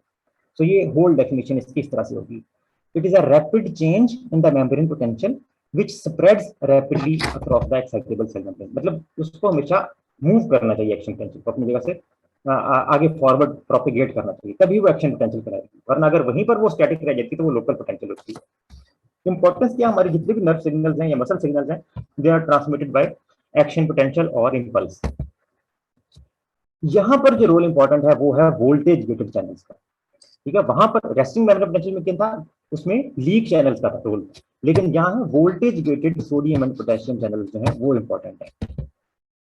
तीन इसकी स्टेजेस होती हैं, रेस्टिंग स्टेट, डीपोलराइजिंग स्टेज या डीपोलराइजेशन एंड रीपोलराइजेशन, ठीक है। और बाद का फोर्थ स्टेज भी ली जाती है जिसे हम हाइपर पोलराइजेशन या अंडरशूट बोलते हैं। तो ये रेस्टिंग स्टेट जो पहली स्टेट है, ये तो वही है जो रेस्टिंग मेम्ब्रेन पोटेंशियल थी before the start of the impulse, ठीक है। स्टिमुलस के अप्लाई होने से पहली वाली जो रेस्टिंग मेम्ब्रेन पोटेंशियल थी, ये वही वाली स्टेज है। अब हम इसको सोडियम और पोटेशियम वोल्टेज गेटेड चैनल के हिसाब से हम इसको डिस्कस कर लेते हैं। What happens when the after the action potential is over, ठीक है। एक्शन पोटेंशियल जब ओवर हो जाती है तो क्या होता है, उसमें आयनिक कंसंट्रेशन जो है वो रिस्टोर की जाती है बाय सोडियम पोटेशियम पंप, ठीक है ना। ये भी एमसीक्यू के फाइल से इंपॉर्टेंट पॉइंट है, तो भी मेरे को यहाँ डाल दिया गया कि वो सोडियम पोटेशियम पंप जो है वो ग्रेजुअली रिस्टोर करता है आयनिक कंसंट्रेशन। अच्छा, फिर वापस आते हैं अपने उसकी तरफ, ग्राफ की तरफ, ठीक है। ये है रेस्टिंग स्टेट। अब इसमें ना मैं जो आपके साथ डिस्कस करना चाह रहा हूँ वो है वोल्टेज गेटेड की चैनल्स की कैफियत या उसकी स्टेट क्या है। तो ये है हमारे पास वोल्टेज गेटेड सोडियम चैनल, ये है voltage gated potassium channel. Resting membrane potential पे ये दोनों चैनल्स क्लोज होते हैं, ठीक है। ये पोटेशियम चैनल जो है, कर्सर को देखते जाइएगा, इसका एक ही गेट होता है इनसाइड की तरफ, ये क्लोज है। और वोल्टेज गेटेड सोडियम चैनल के दो गेट्स होते हैं, एक आउटसाइड ईसीएफ की तरफ होता है जिसे हम एक्टिवेशन गेट कहते हैं, ठीक है, जहां पर जो है ईसीएफ की तरफ, और दूसरा इनसाइड आईसीएफ की तरफ होता है, इंटरसेलुलर फ्लूइड की तरफ, जिसे हम इनएक्टिवेशन गेट कहते हैं ना। याद रखिएगा कि ये इसका बेशक आप स्क्रीनशॉट ले लीजिएगा, ये फिगर बहुत इंपॉर्टेंट है। जो रेस्टिंग स्टेट है उसमें इसका एक्टिवेशन गेट क्लोज होगा और इनएक्टिवेशन गेट ओपन होगा, ठीक है। इस फैक्ट की बहुत इंपॉर्टेंस है, activation gate close, inactivation gate open. लेकिन नटशेल में चैनल जो है वो क्लोज ही है क्योंकि उसका एक्टिवेशन गेट क्लोज है। अब यहाँ पर स्टिमुलस अप्लाई हुआ, ठीक है, यहाँ पर स्टिमुलस अप्लाई हुआ, थ्रेशोल्ड पोटेंशियल आई, ठीक है, उससे ये आपका जो राइजिंग फेज या डीपोलराइजेशन। अब इसमें बेसिकली क्या होता है, जब स्टिमुलस अप्लाई होता है तो ये एक्टिवेशन गेट जो है सोडियम का, ये ओपन हो जाता है, ठीक है। ये देखें सोडियम चैनल ओपन हो गया, सोडियम का रैपिड इन्फ्लक्स आएगा, ठीक है। सोडियम के इन्फ्लक्स आने से क्या होगा कि इनसाइड जो पॉजिटिविटी आएगी सेल मेम्ब्रेन के अंदर, एक्सॉन के अंदर, उस पॉजिटिविटी से मजीद सोडियम चैनल खुलेंगे, वोल्टेज गेटेड सोडियम चैनल जो इन द विसिनिटी थे वो मजीद ओपन होंगे, मजीद सोडियम अंदर आएगा और मजीद सोडियम चैनल खुलेंगे। इस तरह से ये एक पॉजिटिव फीडबैक साइकिल है, ठीक है। Generation of nerve impulse, it is a positive feedback cycle, ठीक है, पॉजिटिव फीडबैक साइकिल है। उससे जो 5000 टाइम मेम्ब्रेन की परमेबिलिटी जब इंक्रीज कर जाएगी सोडियम आयंस के लिए, तो ये रैपिड अपस्ट्रोक आएगा जिसे डीपोलराइजेशन कहते हैं। अच्छा, इसका जितना पोर्शन 0 मिलीवोल्ट से ऊपर होता है ना, 0 मिलीवोल्ट से जितना पोर्शन इसका ऊपर होता है 35 या 40 तक भी जाता है, इसे हम कहते हैं ओवरशूट। ये भी एक इंपॉर्टेंट पॉइंट है, इसे हम ओवरशूट बोलते हैं। अच्छा, अब यहाँ पर ये क्या हुआ कि ये वापस फॉल करने लग गया। बेसिकली यहाँ पर क्या होता है कि आपका ये जो इनएक्टिवेशन गेट था ना, ठीक है, सोडियम चैनल का जो रेस्टिंग स्टेट में ओपन था, वो ये देखें ये क्लोज हो गया, ठीक है, नो मोर सोडियम इनसाइड, ठीक है। अब नो मोर सोडियम इनसाइड अंदर नहीं आ सकती, ठीक है, उसका इनएक्टिवेशन गेट जो क्लोज हो गया, सोडियम चैनल क्लोज।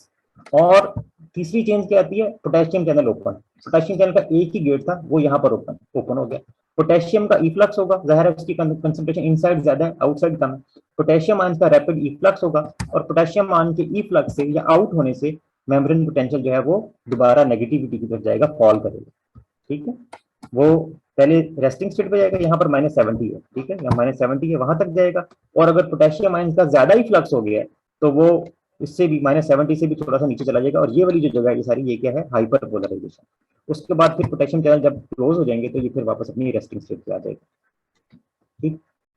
तो अब दोबारा एक चीज और यहाँ इंपॉर्टेंट है कि जब ये रेस्टिंग स्टेट पे आता है इस जगह पर, तो उनकी यही वाली चैनल्स की यही वाली कॉन्फ़िगरेशन रिस्टोर हो जाती है।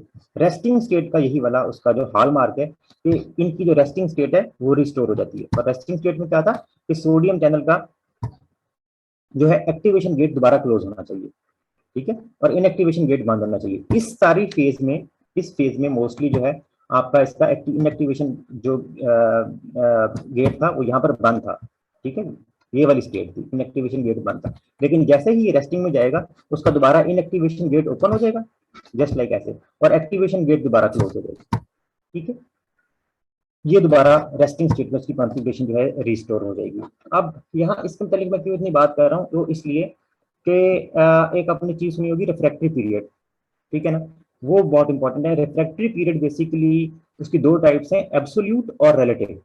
तो एब्सोल्यूट रिफ्रैक्टरी पीरियड एक ऐसी चीज है, it is the period during which no second action potential can be generated in the neuron no matter how large the stimulus is, ठीक है।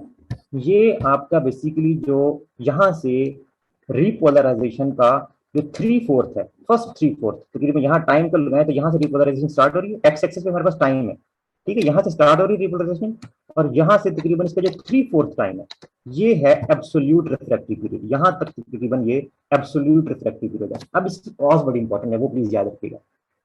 उसकी कॉज ये है कि इस पीरियड में, दोबारा मैं यहाँ मार्क कर देता हूँ, यहाँ से लेकर यहाँ तक का पीरियड, जो 3/4 ऑफ द रिपोलराइजेशन है, या यहाँ से लेकर यहाँ तक आप देख लें, इसमें आपके जो सोडियम चैनल्स हैं दे हैव नॉट रीसेट, ठीक है, वो रीसेट नहीं हुए, वो इस कॉन्फ़िगरेशन में नहीं आए। उनका रीसेटिंग बहुत इंपॉर्टेंट है, ठीक है। जितना मर्जी आप स्टिमुलस अप्लाई कर लें, उसकी स्ट्रेंथ जितनी मर्जी ज्यादा हो, लेकिन वो जब ये उसका एक्टिवेशन गेट जब तक क्लोज नहीं होना, वो स्टिमुलस ने एक्ट नहीं कर सकना। और वो क्लोज कब होना है, जबकि वो रेस्टिंग स्टेट पे आएगा, ठीक है। तो यहां तक ये है एब्सोल्यूट रिफ्रैक्टिव पीरियड, जिसमें जितना मर्जी आप स्टिमुलस अप्लाई कर लें, जितना मर्जी एम्पलीट्यूड का, सेकंड एक्शन पोटेंशियल जनरेट नहीं होना। अच्छा, उसके बाद जो लास्ट पोर्शन है रिपोलराइजेशन का तकरीबन 1/4 जो करता है, वो है रिलेटिव रिफ्रैक्टिव पीरियड। अब relative refractive period by definition क्या होता है, it is the period during which a second action potential can be generated if the stimulus is supra threshold. Threshold से बड़ा स्टिमुलस, लार्ज स्टिमुलस आप apply करेंगे तो action potential generate हो सकती है इस लास्ट पीरियड में। और वो इसलिए होती है कि कुछ आपके जो सोडियम चैनल्स हैं वो रीसेट हो चुके होते हैं रेस्टिंग स्टेट से पहले ही, ठीक है ना, शरारती बच्चे नहीं, तो वो जो है पहले ही रेस्टिंग स्टेट से पहले ही वो रीसेट हो गए हैं, उनका एक्टिवेशन गेट क्लोज हो गया है। तो उन पे जब आप सुप्रा थ्रेशोल्ड स्टिमुलस अप्लाई करेंगे, एक्शन पोटेंशियल जो है वो अप्लाई हो जाएगी। दो कंसेप्ट मैंने आपको बताने थे, हाइपर पोलराइजेशन भी मैंने बता दी और रिफ्रैक्टिव पीरियड भी बता दी। तो याद रखने के लिए आप याद रख सकते हैं, stimulus can act only on the activation gate, जब तक वो क्लोज नहीं होता उस वक्त तक नई एक्शन पोटेंशियल आप जनरेट नहीं कर सकते।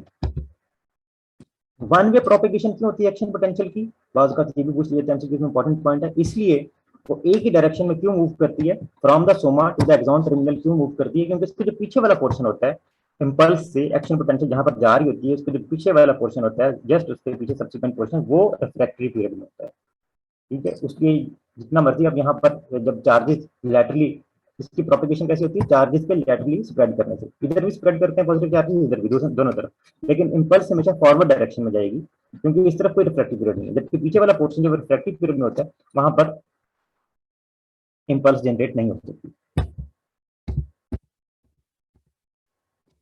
This is the summary of action potential. repolarization, sodium flux, repolarization, potassium flux, hyperpolarization, excess leakage of excess potassium ions, and return of action potential to the resting membrane potential from the hyperpolarization। इसमें sodium potassium pump है, वही आयनिक concentrations को restore करता है basically आपका।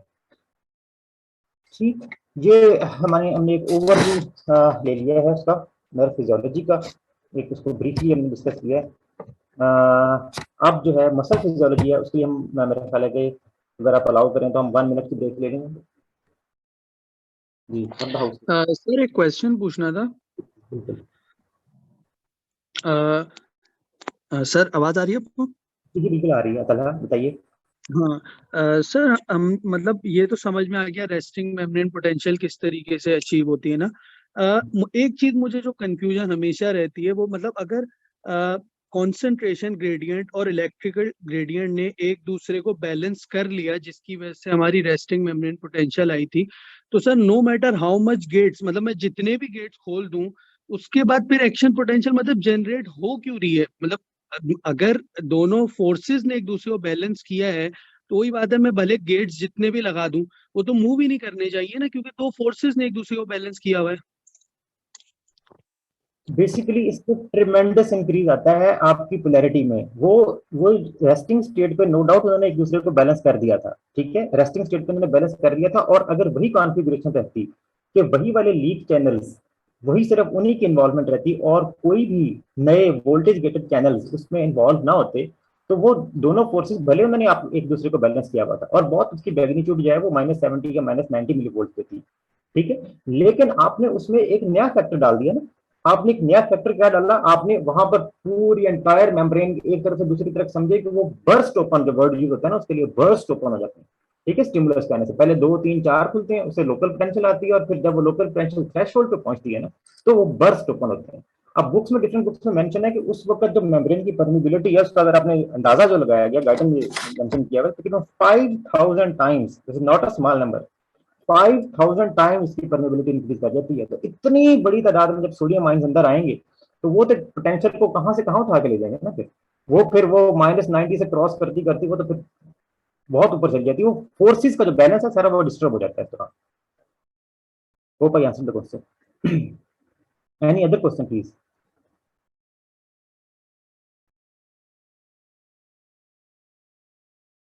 जी participants, चलिए muscle physiology को discuss करते हैं एग्जैक्टली आफ्टर 1 मिनट, ठीक है। 1 मिनट की मैं ब्रेक लेता हूँ, उसके बाद 10:07 पे इंशाल्लाह हम इसको 8 पे इंशाल्लाह शुरू कर देंगे।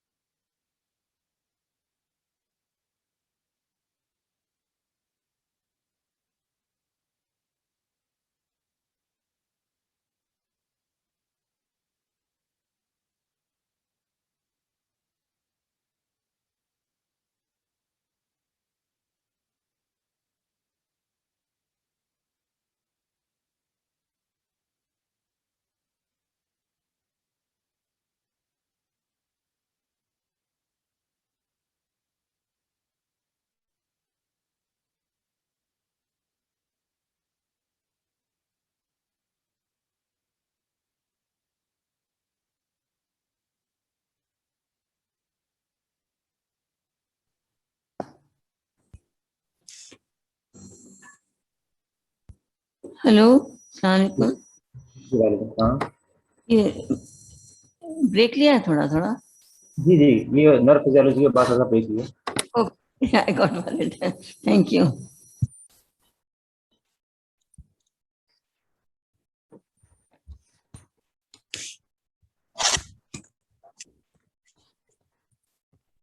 जी बिस्मिल्लाहिर्रहमानिर्रहीम।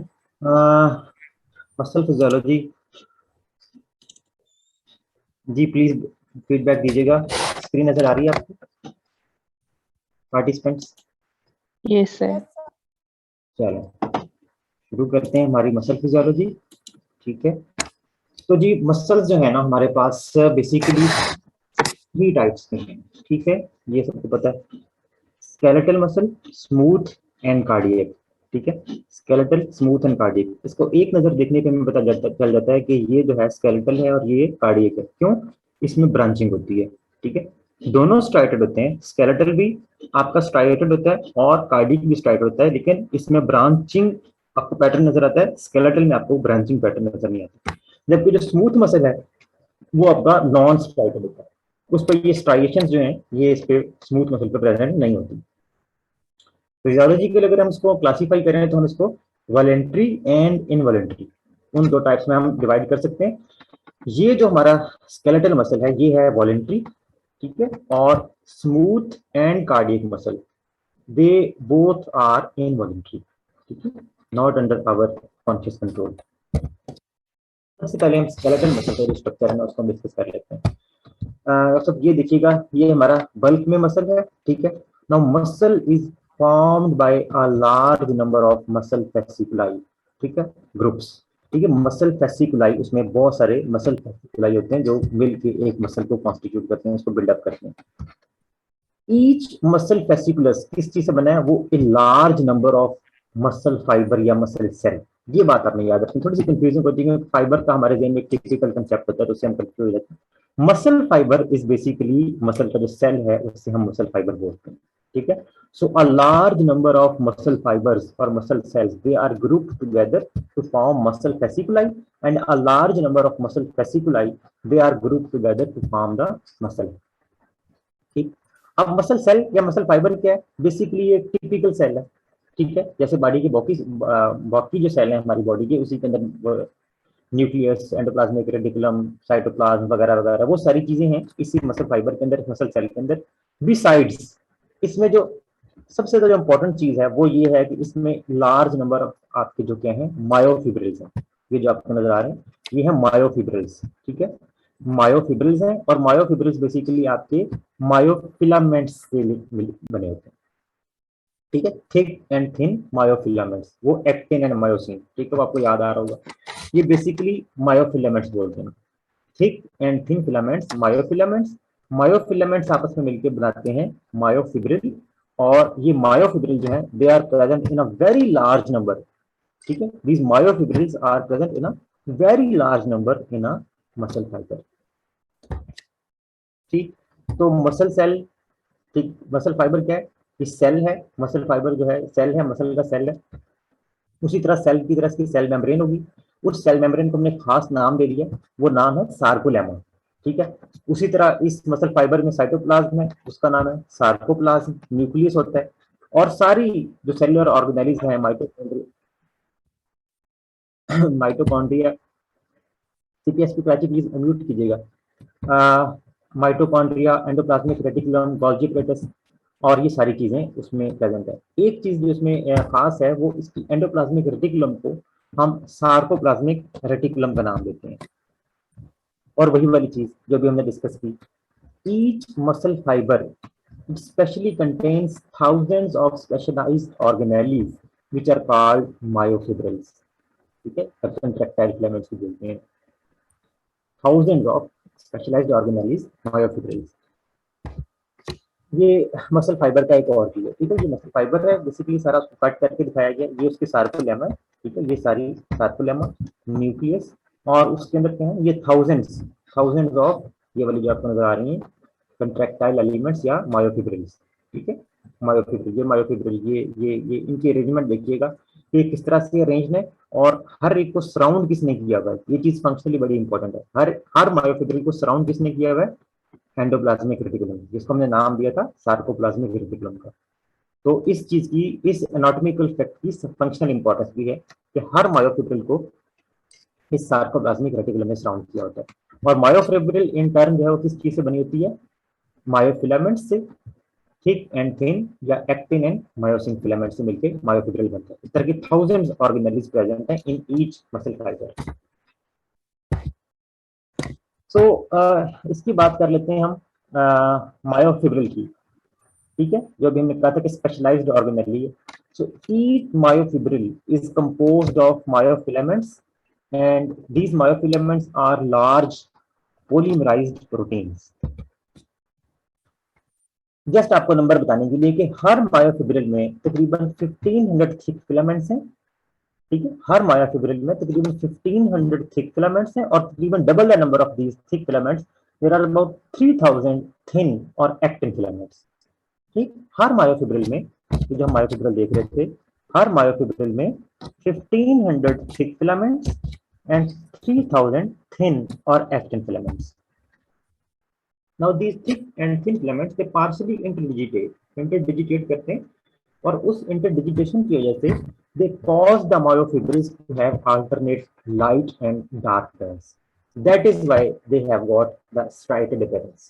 इनकी striated appearance इसी वजह से होती है कि जो thick और thin filaments हैं, actin and myosin filaments हैं, ये partially interdigitate करते हैं और उस interdigitation की वजह से लाइट और डार्क बैंड्स आते हैं। कैसे आते हैं अभी हम देखते हैं। तो बेसिकली ये है थिक और थिन फिलामेंट्स, जिनको हम मायोफिलामेंट्स बोलते हैं। ये हमारे ब्लैक कलर में यहाँ पर थिन फिलामेंट्स, एक्टिन फिलामेंट्स दिखाए गए, और ये रेड कलर में मायोसिन या thick filaments. Thick filaments, thin filaments, myosin filaments, actin filaments, और ये इनकी जो है, जैसे मैंने कहा था, पार्शियली इंटरडिजिटेशन हो रही है इनकी, ठीक है, पार्शियल इंटरडिजिटेट कर रहे हैं और उसकी वजह से लाइट एंड डार्क बैंड्स आते हैं, ठीक है। अब इसमें आप देख रहे हैं कि एक्टिन फिलामेंट्स एक खास प्रोटीन से ओरिजिनेट हो रहे हैं। ये जो प्रोटीन है ये इस बोलते हैं जेड डिस्क, ठीक है, जेड डिस्क से ये ओरिजिनेट होते हैं, इस तरफ से भी और इस तरफ से भी, ठीक है। दो पोर्शन जो है इसका मायोफिलामेंट का between the two Z disc, एक जेड डिस्क और ये दूसरी जेड डिस्क, इसका जो पोर्शन है ये वाला सारा, इसे हम कहते हैं सार्कोमियर, ठीक है, ये आपने नाम सुना होगा, इसको सार्कोमियर बोलते हैं। From one Z disc to the other Z disc, जहां से एक्टिन फिलामेंट अपना ओरिजिन लेते हैं। अब ये एक्चुअल फिगर है, ठीक है, मसल की फोटो माइक्रोग्राफ है, ठीक है, उसमें आपको ये नजर आ रही है एक जेड डिस्क से दूसरी जेड डिस्क तक, ठीक है, ये एक जेड डिस्क, ये दूसरी जेड डिस्क। तो यहां से लेकर यहां तक का जो पोर्शन है ये स्ट्रक्चरल एंड फंक्शनल यूनिट है मसल का, स्ट्रक्चरल एंड फंक्शनल यूनिट है मसल का, यहां से लेकर यहां तक, जिससे हम सार्कोमियर बोलते हैं, ठीक है, सार्कोमियर। अब हम इसको इस फिगर से जो हमने ड्रॉ की है उससे हम रिलेट करते हैं कि यहाँ पर कौन कौन सी चीजें कैसे कहते हैं, ठीक है। ये आपको डार्क बैंड नजर आ रहा है, ये सारा डार्क बैंड है और ये लाइट बैंड है, यहाँ से लेके यहाँ तक। तो लाइट बैंड आपको ये भी पता चल गया कि वो एक सार्कोमियर से दूसरी में चला जाता है, ठीक है, यहाँ से यहाँ, तो ये लाइट बैंड इस तरह से, ठीक है। ये जो सारे का सारा है, पहले हम ए बैंड या डार्क बैंड को डिस्कस कर लेते हैं। यहाँ से लेके मायोसिन, ठीक है, यहाँ से मायोसिन, यहाँ से लेके ये मायोसिन के एंड तक, ठीक है, ये सारा आपका डार्क बैंड, ए बैंड।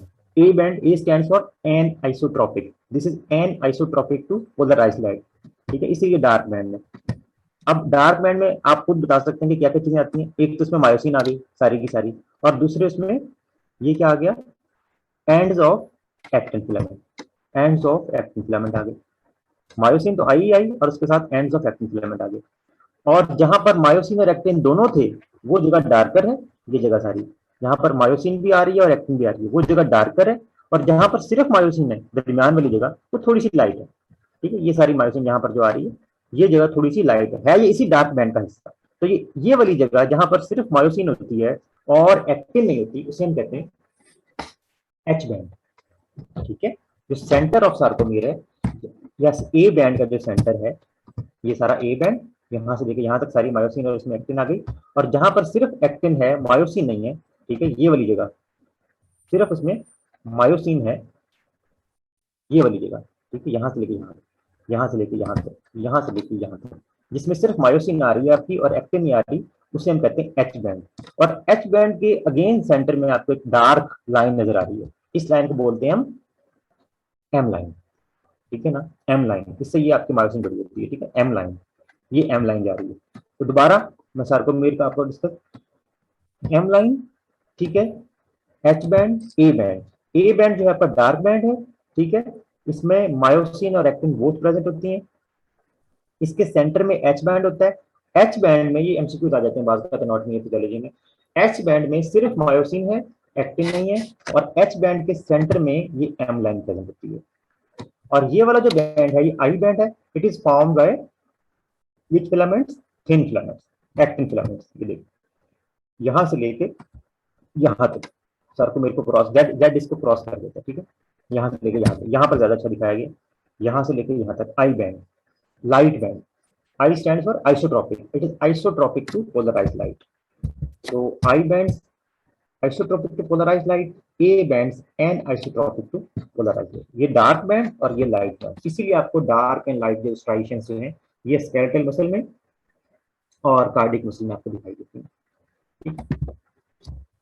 अब एक और इम्पोर्टेंट कंसेप्ट ये है कि ड्यूरिंग कंट्रैक्शन क्या होता है, कौन से बैंड शॉर्ट करते हैं या कंट्रैक्ट करते हैं और कौन से बैंड नहीं करते। ये तो है रिलैक्स मसल जो अभी हमने डिस्कस किया, ठीक है। दोबारा मैं इसको बता दूं, ये जेड डिस्क, ठीक है, ये जेड डिस्क, ये आपका रेड कलर में एक्टिन फिलामेंट जो दोनों तरफ जा रहा है, ठीक है, यहां से यहां तक एक सार्कोमेर, ये आपका एक्टिन फिलामेंट, ये जेड डिस्क से अपना ओरिजिन ले रहा है, जेड डिस्क भी एक प्रोटीन है, और ये बीच में आपकी जो है ए बैंड, ठीक है, मायोसिन फिलामेंट्स, थिक फिलामेंट्स, ये थिन फिलामेंट्स, ये थिक फिलामेंट्स, पर्पल में जो आपको नजर आ रहा है थिक फिलामेंट्स, तो इनका सारा ए बैंड, ठीक है, ए बैंड, ये पूरा डार्क बैंड, और उसका जो सेंटर वाला पोर्शन वो एच बैंड, ठीक है, ये सारा एच बैंड। यहाँ पर सिर्फ मायोसिन है यहाँ से लेके यहाँ तक, और एक्टिन नहीं है, ये एच बैंड, और उसी सेंटर में एम लाइन, ये देखें ये एच जोन दिखाया गया, एच बैंड दिखाया गया बहुत अच्छे तरीके से, यहाँ से लेकर यहाँ पर एक्टिन खत्म हो गई, यहाँ से लेकर और यहाँ तक जिसमें सिर्फ मायोसिन है। So H zone contains only myosin. अच्छा, अब ड्यूरिंग कंट्रैक्शन क्या होता है, बात का क्वेश्चन बहुत आता है कि उसमें कौन सा बैंड है जो शॉर्ट नहीं होता during contraction, which remains constant, तो वो है आपका ए बैंड। जी काइंडली म्यूट कीजिएगा, सीपीएस पे कराची से अगेन रिक्वेस्ट है, माइक्रोफोन म्यूट कीजिएगा। अच्छा जी, ए बैंड जो है ये आपका जो है ये रिमेन कांस्टेंट रहता है ड्यूरिंग कंट्रैक्शन, ठीक है, ड्यूरिंग कंट्रैक्शन जो है A band it remains constant, जबकि बाकी चीजें आपकी जो है ये देखने तरह कि होता क्या ड्यूरिंग कंट्रैक्शन। ड्यूरिंग कंट्रैक्शन जो सार्कोमेर की लेंथ है वो शॉर्ट होती है इस तरह से कि एक्टिन फिलामेंट्स, ठीक है, and actin filaments they are dragged towards the centre of sarcomere, ठीक है, ये जो एक्टिन फिलामेंट है ये मायोसिन फिलामेंट्स के हेड्स इनको ड्रैग करके centre of sarcomere M line की तरफ लेके आते हैं, ठीक है। तो दोनों तरफ से ये इस तरफ से भी रिमूव करेंगे, इस तरफ से भी रिमूव करेंगे। ए बैंड जो कि मायोसिन में उसमें था वो अपनी जगह पर रहेगा, एच बैंड भी शॉर्टन हो जाएगा, ठीक है, एच बैंड भी शॉर्टन हो जाएगा क्योंकि मायोसिन ये एक्टिन फिलामेंट्स आगे चले गए, ठीक है। और इसी तरह ए बैंड वो भी शॉर्ट करेगा क्योंकि ए बैंड जो है उसमें सिर्फ एक्टिन फिलामेंट, यहाँ वाले ये एक्टिन फिलामेंट, ये भी जब इधर जाएंगे तो आई बैंड जो है ये भी शॉर्ट हो जाएगा। सो आई बैंड भी शॉर्ट होगा, एच जोन भी शॉर्ट होगा, ठीक है, ये वाला जो एच बैंड था ये भी शॉर्ट होगा, आई बैंड भी शॉर्ट करेगा, लेकिन ए बैंड जो है जिसमें मायोसिन ने अपनी जगह पर रहना, ठीक है, मायोसिन ने कहीं नहीं जाना, वो अपनी जगह पर खड़ी खड़ी यहाँ पर इसको एक्टिन को दोनों तरफ से पुल करती है एक्टिन फिलामेंट्स को, और जेड इस दोनों तरफ की ऐसे ऐसे अलग, ठीक है, ऐसे, ठीक। तो ए जोन की लेंथ जो है वो कांस्टेंट रहती है। दो प्रोटीन इसमें और इंपॉर्टेंट है, ठीक है, ये दोबारा मैं बता दूं फिगर क्या बता रही है, जेड डिस्क है, ठीक है, एक सार्कोमेर दिखाई गई, ये दूसरी जेड डिस्क है, जेड डिस्क से आपकी एक्टिन फिलामेंट जो है वो यहाँ से ओरिजिन ले रही है, ये एक्टिन फिलामेंट, और ये बीच में आपको ये मायोसिन नजर आ रही है, ठीक है। तो ये प्रोटीन नेबुलिन ये बेसिकली अलाइन करती है, ये बीच में आपको नजर आ रही है ब्लू कलर की, ये नेबुलिन अलाइन करती है एक्टिन फिलामेंट्स को या थिन फिलामेंट्स, नेबुलिन प्रोटीन। और टाइटिन प्रोटीन जो कि बॉडी की बिगेस्ट प्रोटीन है, लार्जेस्ट प्रोटीन है, ये प्रोवाइड करती है, उसको अलाइन करती है, स्टेबिलिटी प्रोवाइड करती है मायोसिन, थिक फिलामेंट्स को, ठीक है। तो मायोसिन को टाइटिन और इस तरह याद रखते हैं नाटम, ठीक है, nebulin for actin and titin for myosin, ठीक है, nebulin for actin and titin for myosin, ठीक है। और बेसिकली टेक्निक भी ये आपको जो ग्रीन कलर में नजर आ रही है, ये भी डिस्क इसके अंदर इंजर्ट होती है और यहाँ जाके ये इसको सपोर्ट प्रोवाइड करती है। ये जो आपको पोर्शन नजर आ रहा है, ये क्या है? मायोसिन। ये अगेन मायोसिन फिलामेंट। तो ये दो आपके फिलामेंट्स हो गए, थिक फिलामेंट्स मायोसिन फिलामेंट और thin filaments actin filaments. Thick filaments and thin filaments, इनकी जरा बात कर लेते हैं कि थिक और थिन फिलामेंट्स जो हैं ये बनते कैसे हैं। जो थिक फिलामेंट्स है पहले उनको देख लेते हैं कि मायोसिन फिलामेंट या थिक फिलामेंट जो है ये मायोसिन मॉलिक्यूल से बनते हैं, तभी तो इन्हें मायोसिन फिलामेंट्स कहते हैं। और हर मायोसिन फिलामेंट में तकरीबन 200 मायोसिन मॉलिक्यूल होते हैं, ठीक है। हर मायोसिन फिलामेंट में, जो मायोसिन फिलामेंट देख रहे हैं यहाँ से लेकर यहाँ तक, ये मायोसिन फिलामेंट, इसमें तकरीबन 200 मायोसिन मॉलिक्यूल होते हैं। और हर मायोसिन मॉलिक्यूल जो है it is made up of 6 polypeptide chains. There are 4 light chains and 2 heavy chains. In such a way कि जो 2 heavy chains होते हैं they are coiled around each other, ठीक है। ये वो 2 heavy chain है जो कि coiled around each other है और एक helical structure बनाती है। और इसका ये जो longitudinal portion है इसे कहते हैं मायोसिन मॉलिक्यूल का, बेसिकली इसे हम कहते हैं टेल। और इसका ये साइड वाला पोर्शन जिसमें ये प्रोट्रूड कर जाती है चेन्स, उसे हम बोलते हैं हेड। ये लाइट चेन्स है ना, 4 light chains 1 2 3 4, they are part of head. ये बात आपने याद रखनी है। जो 4 लाइट चेन्स हैं 1 2 3 4, they are part of the head along with the heavy chains. और बाकी हैवी चेन्स का दूसरा पोर्शन जो है वो टेल बनाएगा मॉलिक्यूल की। इस तरह के जिसमें 4 लाइट चेन्स हैं और 2 हैवी चेन्स हैं, टोटल 6 पॉलीपेप्टाइड चेन्स हैं। इस तरह के 200 मायोसिन मॉलिक्यूल्स आपस में जुड़ जाएंगे तो उससे एक मायोसिन फिलामेंट या थिक फिलामेंट बनेगा। ये मायोसिन फिलामेंट, ठीक है। मायोसिन फिलामेंट जिसमें 200 मायोसिन मॉलिक्यूल है। अब मायोसिन फिलामेंट के भी कुछ कैरेक्टरिस्टिक्स हैं कि उसकी जो मॉलिक्यूल्स की टेल्स थी ना, सारी मायोसिन मॉलिक्यूल्स की टेल, वो आपस में सारी मिलके इस मायोसिन फिलामेंट की बॉडी बना देती है, ठीक है, बॉडी बना देती है। और उनका एक पोर्शन जो हेड वाला है वो प्रोट्रूड आउट करता है, ठीक है, प्रोट्रूड आउट करता है in the form of cross bridge, ठीक है।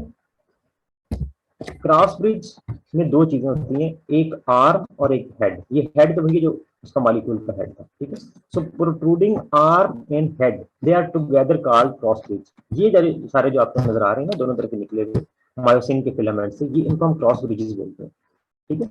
और इस क्रॉस ब्रिज में, हर एक क्रॉस ब्रिज में एक आर्म है उसका और एक हेड है, ठीक। ये हेड वही वाला जो मॉलिक्यूल का हेड था जिसमें 4 लाइट चेन्स हैं और 2 हैवी चेन्स उसके बाहर। इंपॉर्टेंट चीज ये है कि इस मायोसिन हेड की जो है वो एटीपीएज एक्टिविटी होती है। ये एटीपी के मॉलिक्यूल को क्लीव कर सकता होता है। ये जो हेड है क्रॉस ब्रिज का हेड, आप सिंपल ये याद रखें, बॉडी के फिलामेंट की और इसका एक क्रॉस ब्रिज है, क्रॉस ब्रिज के एंड पे हेड है। हेड जो है मायोसिन हेड जिसे हम बोलते हैं, इस वाले की, इन सब की क्या है, एटीपीएज एक्टिविटी है। ये एक एंजाइम के तौर पे एक्ट करते हैं और एटीपी को क्लीव कर सकते होते हैं। आपस में इनका रिलेशन दिखाया गया है, पहले भी हमने डिस्कस किया था। ये मायोसिन फिलामेंट है और ये एक्टिन फिलामेंट है साइड पे, ठीक है, दोनों तरफ एक्टिन फिलामेंट, ठीक है। ये उसी तरह उसकी बॉडी क्रॉस ब्रिज। अब ड्यूरिंग कंट्रैक्शन क्या होता है, myosin heads they drag the actin filaments towards the centre of the sarcomere M line, ठीक है। ड्यूरिंग कंट्रैक्शन क्या होता है कि वो इनकी अरेंजमेंट देखें तरह, ये हेड जो है क्रॉस ब्रिज के जो हेड है, ये सारे क्रॉस ब्रिज के हेड ये कैसे अरेंज हैं एक्टिन फिलामेंट के साथ। तो ये बेसिकली इसको इस तरफ पुल करते हैं, इसको इस तरफ पुल करते हैं और इधर से इधर पुल करते हैं। इसी तरह नीचे भी यही केस हो रहा है, ठीक है, 3 डायमेंशनल व्यू में ऐसे हो रहा है। तो करते करते ये एक्टिन फिलामेंट को ड्रैग कर लेंगे टुवर्ड द सेंटर, इसको भी इधर करेंगे, इसको भी इधर करेंगे और toward the centre of sarcomere M line की तरफ इनको ड्रैग कर लेंगे। इसीलिए जो आपका एच बैंड भी शॉर्ट होता है, आपका आई बैंड भी शॉर्ट होता है, ए बैंड कांस्टेंट रहता है।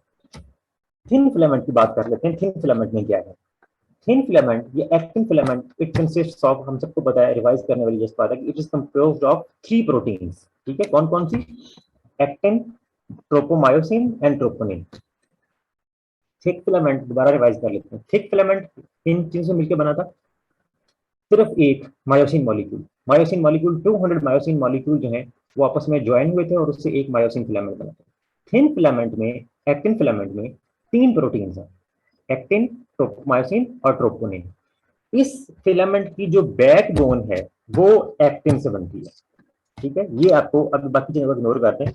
ये जो आपको नजर आ रहा है ना ब्लू में, ये डबल हेलिकल स्ट्रक्चर, ठीक है, ये बेसिकली एक्टिन मॉलिक्यूल है, ये सारे, और इसमें सारे इसको कहते हैं एफ एक्टिन स्ट्रैंड। ये F actin strand double helix है, और उसमें ये जो मॉलिक्यूल आपको नजर आ रहे हैं 1 2 3 4, ये सारे जी एक्टिन के हैं।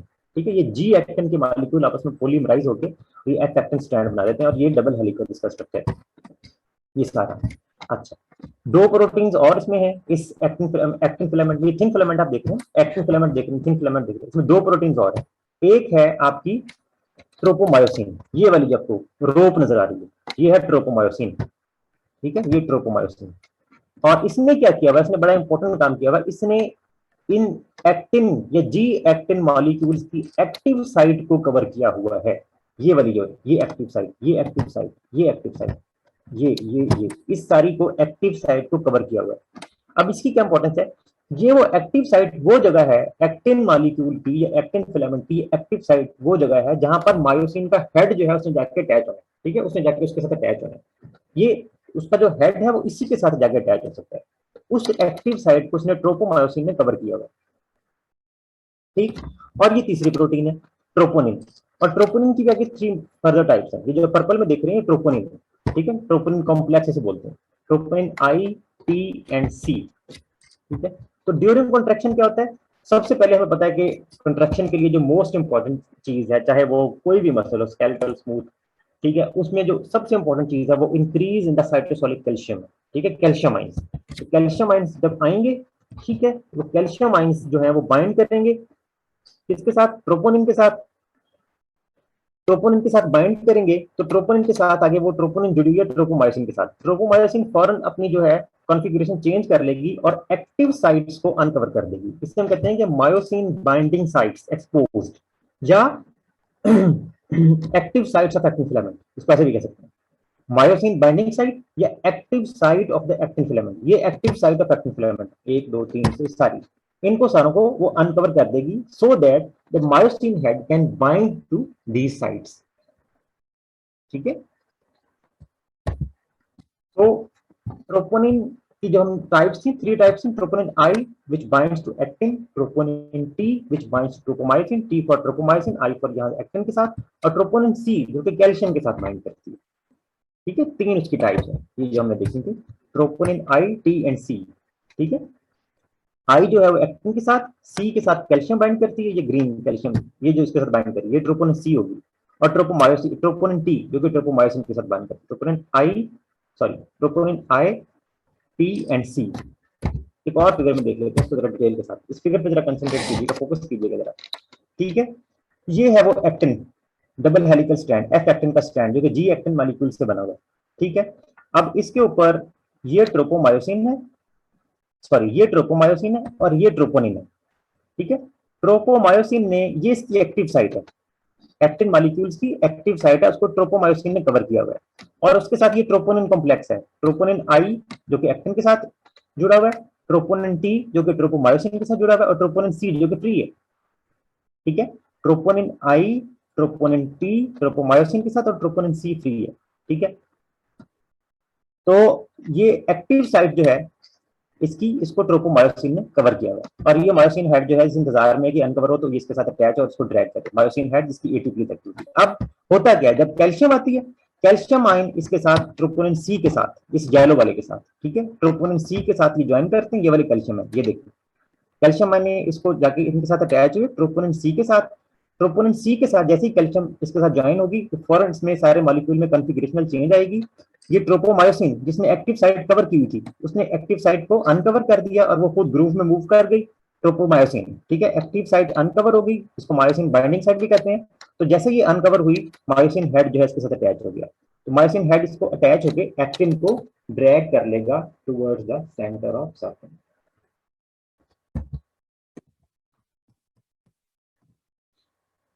जी समझ आइए, अब तक साथ में मेरे आप पार्टिसिपेंट्स, स्ट्रक्चर समझ आ गया आपको, अल्ट्रा स्ट्रक्चर। Yes sir. चलें, ये अल्ट्रा स्ट्रक्चर था मसल का। अब हम इसकी जो फंक्शनिंग की बात कर लेते हैं कि ये इससे जो है इसकी एक्टिवेशन कैसे होती है।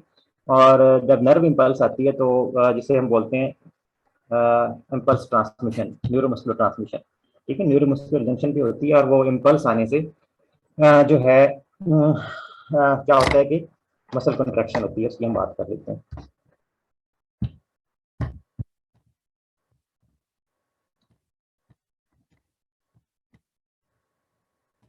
ठीक है जी, ये स्क्रीन आपको नजर आ रही है? ये पार्टिसिपेंट्स प्लीज फीडबैक दीजिएगा, स्क्रीन नजर आ रही है आपको? Yes, sir. ठीक है, ये है जी न्यूरोमस्कुलर जंक्शन, ठीक है, जंक्शन बिटवीन न्यूरॉन और एक्सॉन एंड मसल, ठीक है। ये आपको सार्कोलेमा जो है ये दिखाई दे रही है, इसको मैं एक्सप्लेन करता हूँ। इसे हम बोलते हैं neuromuscular junction, the junction between nerve, neuron या न्यूरॉन एंडिंग एंड मसल। ये आपको मसल का पोर्शन नजर आ रहा है, सार्कोलेमा ये सारा, ठीक है। अब इसमें जो है न्यूरोमस्कुलर ट्रांसमिशन कैसे होती है उसको हम डिस्कस करते हैं। बेसिकली जब ये एक्सॉन टर्मिनल है, ठीक है, एक्सॉन टर्मिनल पे जब ये इंपल्स आती है इस तरह से, तो इस इंपल्स के या एक्शन पोटेंशियल के आने से एक्सॉन टर्मिनल पे वोल्टेज गेटेड कैल्शियम चैनल, ठीक है, वोल्टेज गेटेड कैल्शियम चैनल, वो इस इंपल्स के या एक्शन पोटेंशियल के आने से वो ओपन हो जाते हैं, वोल्टेज गेटेड कैल्शियम चैनल, ठीक है, वो ओपन हो जाते हैं। कैल्शियम जो है वो ईसीएफ से मूव करता है अंदर एक्सॉन टर्मिनल में, ठीक है, कैल्शियम का इन्फ्लक्स होता है। कैल्शियम का जब इन्फ्लक्स होता है तो यहाँ पर अब काफी सारे पड़े हैं आपके पास न्यूरोट्रांसमीटर वेसिकल्स, जो कि एसिटाइल कोलिन से फिल्ड है, acetyl choline field vesicles present. Calcium उन वेसिकल्स के साथ फ्यूज करती है। जब कैल्शियम उन एसिटाइल कोलिन वेसिकल्स के साथ फ्यूज करती है तो वो अपनी जगह से मूव करते हैं और अपने कंटेंट्स को एसिटाइल कोलिन को एक्सोसाइटोज कर देते हैं, ठीक है। तो अब एसिटाइल कोलिन जो कि न्यूरोट्रांसमीटर है वो आपका यहाँ पर आ गया, साइनेप्टिक स्पेस में आ गया, ठीक है। इसको ये बाद में इनएक्टिवेट किया जाएगा एसिटाइल कोलिन एस्ट्रेज से। तो एसिटाइल कोलिन एस्ट्रेज एंजाइम है वो भी यहीं पर प्रेजेंट होता है, ठीक है, वो इसको इनएक्टिवेट करता है और बाकी ये रिसाइकिल हो जाती है। अच्छा, तो वापस आते हैं एसिटाइल कोलिन की तरफ। अब एसिटाइल कोलिन के जो रिसेप्टर्स हैं वो यहाँ सार्कोलेमा पे प्रेजेंट है, ठीक है, ये सार्कोलेमा पर एसिटाइल कोलिन के रिसेप्टर प्रेजेंट है, जिनके साथ जाके एसिटाइल कोलिन अटैच हो जाएगा। इनको कहते हैं acetyl choline gated ion channels. I repeat, acetyl choline gated ion channels. तो एसिटाइल कोलिन गेटेड है, जब एसिटाइल कोलिन ये रेड कलर का उनके साथ जाके अटैच होगा अपने रिसेप्टर के साथ, तो ये आयन चैनल्स ओपन हो जाएंगे और बेसिकली जो कैटाइंस हैं वो उनमें से मूव कर सकते हैं। अब उनमें से कैटाइंस में से मेनली सोडियम आपका पास करेगा और उसकी क्योंकि ईसीएफ में कंसंट्रेशन ज्यादा है तो सोडियम मूव इन करेगा और यहाँ पर फर्स्ट एक लोकल पोटेंशियल यहाँ पर स्टैब्लिश होगी मसल एंटी प्लेट के इसमें रीजन में, उसे हम बोलते हैं एमईपीपी, एमईपीपी मोटर एंड प्लेट पोटेंशियल, जो कि एक लोकल पोटेंशियल है, ठीक है। वो लोकल पोटेंशियल जो है वो थ्रेशोल्ड लेवल तक जब पहुंचेगी तो यहाँ पर एक्शन पोटेंशियल दोनों तरफ स्टैब्लिश हो जाएगी और उससे यहाँ पर मसल में जो सार्कोलेमा में जो वोल्टेज गेटेड सोडियम चैनल है उसी तरह न्यूरॉन की तरह वो ओपन हो जाएंगे। ये देखें voltage gated sodium channel open हुआ और यहाँ पर भी एक्शन पोटेंशियल स्टैब्लिश होगी, ठीक है। इस प्रोसेस को बोलते हैं एक्साइटेशन कंट्रैक्शन कपलिंग, एक ऐसा प्रोसेस जिससे एक्साइटेशन जो है वो आगे जाके कंट्रैक्शन से लिंक होगी, ठीक है। फर्दर इसकी डिटेल में भी हम जाते हैं। तो यहाँ भी एक्शन पोटेंशियल स्टैब्लिश होगी, वो एक्शन पोटेंशियल जो कि न्यूरॉन के लॉन्ग आ रही थी, एक्सॉन के लॉन्ग आ रही थी, वो इस सारे केमिकल प्रोसेस के थ्रू वो अब यहाँ पर मसल एंड प्लेट स्टैब्लिश हो गई है और यहाँ पर सारी जो है आपकी एक्शन पोटेंशियल दोनों तरफ जो है वो ट्रांसफर ट्रैवल कर रही है एक्शन पोटेंशियल। तो action potential has been set up in the muscle fibre membrane. अब ये मसल के इंटीरियर में कैसे जाएगी, वो जाती है बाय टी ट्यूब्यूल्स, ठीक है, टी ट्यूब्यूल्स या transfer tubules which are the extensions of sarcolemma. ये कर्सर को प्लीज देखिएगा, ये है हमारी सार्कोलेमा, ठीक है, ये सार्कोलेमा जा रही है, यहाँ पर वो सपोज यहाँ पर था वो न्यूरोमस्कुलर जंक्शन, ठीक है, यहाँ से ये स्टार्ट हुई और ये सारी मसल मेम्ब्रेन पे सार्कोलेमा पे ये आपकी जो है एक्शन पोटेंशियल जो एस्टैब्लिश हो गई। उसके बाद ये इनसाइड इंटीरियर में, क्योंकि मसल फाइबर बहुत बड़ा सेल है उसने इंटीरियर में जाना है, तो वो एक्सटेंशंस ऑफ सार्कोलेमा, ये है एक्सटेंशंस ऑफ सार्कोलेमा जो कि इनसाइड जा रही है, उसके थ्रू ये मसल फाइबर के अंदर ट्रेवल करेगी आपकी एक्शन पोटेंशियल। एक और व्यू देख लेते हैं, ये वही वाली फिगर है पहले वाली, ये है सार्कोलेमा, ठीक है, ये सारी सार्कोलेमा, ये उसकी एक्सटेंशन है टी ट्यूब्यूल्स, ठीक है, ये टी ट्यूब्यूल्स आपको नजर आ रही है, ये येलो कलर वाली, ये इनका एक्सटेंसिव नेटवर्क है और उनके थ्रू ये एक्शन पोटेंशियल या इंपल्स जो है ये इनसाइड चली जाएगी मसल फाइबर में। So action potential will travel to the interior of muscle fiber or muscle cell through extensions of sarcolemma, and these extensions of sarcolemma are called transverse tubules or T tubules. ये देखें, ये एक और view है, ये sarcolemma है और ये T tubules है, और इससे एक्शन पोटेंशियल जो है वो इनसाइड जा रही है। अब एक और जो यहाँ पर टर्म यूज होती है वो है ट्राइएड। असल में ये टी ट्यूब्यूल्स इस तरह से अरेंज होती हैं कि इनके दोनों तरफ आपकी सार्कोप्लाज्मिक रेटिकुलम जो है वो अरेंज होती है। ये भी एक सार्कोप्लाज्मिक रेटिकुलम है और दूसरी तरफ भी सार्कोप्लाज्मिक रेटिकुलम है, उन दोनों के दरमियान में टी ट्यूब्यूल आ रही है। तो इन तीनों को मिलकर बाद का सो कॉल्ड जो ट्राइएड का वर्ड आप सुनते हैं कि क्या ट्राइएड बनती है, ट्राइएड बेसिकली यही है कि दो एंड्स आपके सार्कोप्लाज्मिक रेटिकुलम के और बीच में टी ट्यूब्यूल। तो इसका मतलब ये हुआ कि यहाँ पर टी ट्यूब्यूल में जो एक्शन पोटेंशियल आ रही थी उसने कोई इंपॉर्टेंट काम करना है इन सार्कोप्लाज्मिक रेटिकुलम के साथ, ठीक है ना। इससे यही जो है वो जाहिर हो रहा है, ये वो इंपॉर्टेंट काम है। ये वही ट्राइएड दिखाई गई है, ये आपका बीच में टी ट्यूब्यूल है, फिगर समझने की कोशिश कीजिएगा, टी ट्यूब्यूल है, ठीक है, टी ट्यूब्यूल का 3 डायमेंशनल व्यू है, और ये इस तरफ भी सार्कोप्लाज्मिक रेटिकुलम उसकी मेम्ब्रेन और इस तरफ भी सार्कोप्लाज्मिक रेटिकुलम की मेम्ब्रेन, ठीक है, दोनों तरफ सार्कोप्लाज्मिक रेटिकुलम, बीच में टी ट्यूब्यूल। अब यहाँ पर बेसिकली बड़ा आसान सा काम होता है कि जब एक्शन पोटेंशियल आती है ना टी ट्यूब्यूल पे, जो कि सार्कोलेमा से ओरिजिनेट हुई थी, ये एक्शन पोटेंशियल यहाँ पर प्रेजेंट होते हैं चैनल्स खास तरह के, ठीक है, टी ट्यूब्यूल की मेम्ब्रेन में, उन्हें कहते हैं DHPR channels, DHPR dihydropyridine receptor channel, ये रेड कलर की जो आपको नजर आ रहे हैं। जब एक्शन पोटेंशियल आती है ना तो ये DHPR चैनल्स एक सिग्नल पास करते हैं इन दूसरे चैनल्स को जो कि सार्कोप्लाज्मिक रेटिकुलम की मेम्ब्रेन में प्रेजेंट है। ये चैनल्स जो सार्कोप्लाज्मिक रेटिकुलम की मेम्ब्रेन में प्रेजेंट है इनको हम कहते हैं RYR channels, ryanodine receptor channel, RYR ryanodine receptor channel. ये DHPR चैनल्स एक्शन पोटेंशियल के आने पे इन RYR चैनल्स को एक सिग्नल पास करेंगे, उस सिग्नल से ये RYR चैनल्स ओपन हो जाएंगे और जो सार्कोप्लाज्मिक रेटिकुलम में कैल्शियम भरा हुआ था वो कैल्शियम यहां से बाहर निकल के सार्कोप्लाज्म में होते। बेसिकली हम कैल्शियम सारा वहां से निकालना चाह रहे थे। कैल्शियम की हमें जरूरत होता है मसल कॉन्ट्रैक्शन के लिए। अभी जैसे हमने पढ़ा कि कैल्शियम आएगी तो वो एक्टिन फिलामेंट्स के साथ बाइंड करेगी और सारा कॉन्ट्रैक्शन का प्रोसेस होगा, ठीक है। तो वो जो कैल्शियम है वो कैल्शियम के स्टोर कौन से हैं, वो है सार्कोप्लाज्मिक रेटिकुलम। उस कैल्शियम को यहाँ से निकालने के लिए सार्कोप्लाज्मिक रेटिकुलम से एक्शन पोटेंशियल आई थी, ठीक है। दोबारा मैं रिपीट कर देता हूँ, एक्शन पोटेंशियल आई सार्कोलेमा पे, वहां से मसल की इनसाइड पे गई टी ट्यूब्यूल के थ्रू, ठीक है। टी ट्यूब्यूल के अंदर आके उसने DHPR इन चैनल्स को एक्टिवेट किया, इन चैनल्स ने एक सिग्नल पास किया स्केलेटल मसल में, ठीक है। याद रखिए अब यहाँ स्केलेटल कार्डियक का थोड़ा सा डिफरेंस मैं आपको डिस्कस कर लेता हूँ, ठीक है। यहाँ पर उसने एक सिग्नल पास किया, उस सिग्नल की एग्जैक्ट होगी तभी तक हमें नहीं पता, फिजिकल सिग्नल से बात कर बोल देते हैं। वो इन्होंने पास किया RYR चैनल्स को, उनसे RYR चैनल जो है रेनोडिन रिसेप्टर चैनल वो ओपन हो गए और कैल्शियम रिलीज होकर सार्कोप्लाज्म में आ गई और वहां जाके फिर वो एक्टिन फिलामेंट के साथ उसने बाइंड किया और फिर सारा प्रोसेस हुआ। और यहाँ पर कार्डियक मसल से ये है कि कार्डियक मसल में एक्शन पोटेंशियल के आने पे इसी तरह टी ट्यूब्यूल के रॉन्ग एक्शन पोटेंशियल आती है, लेकिन वहां पर DHPR चैनल एक फिजिकल सिग्नल बाइंड नहीं करता, वह पास नहीं करता RYR को, यहाँ वहां पर कार्डियक मसल में ये लिटरली ओपन हो जाता है DHPR channel action potential channel से। ये वोल्टेज गेटेड चैनल होता है।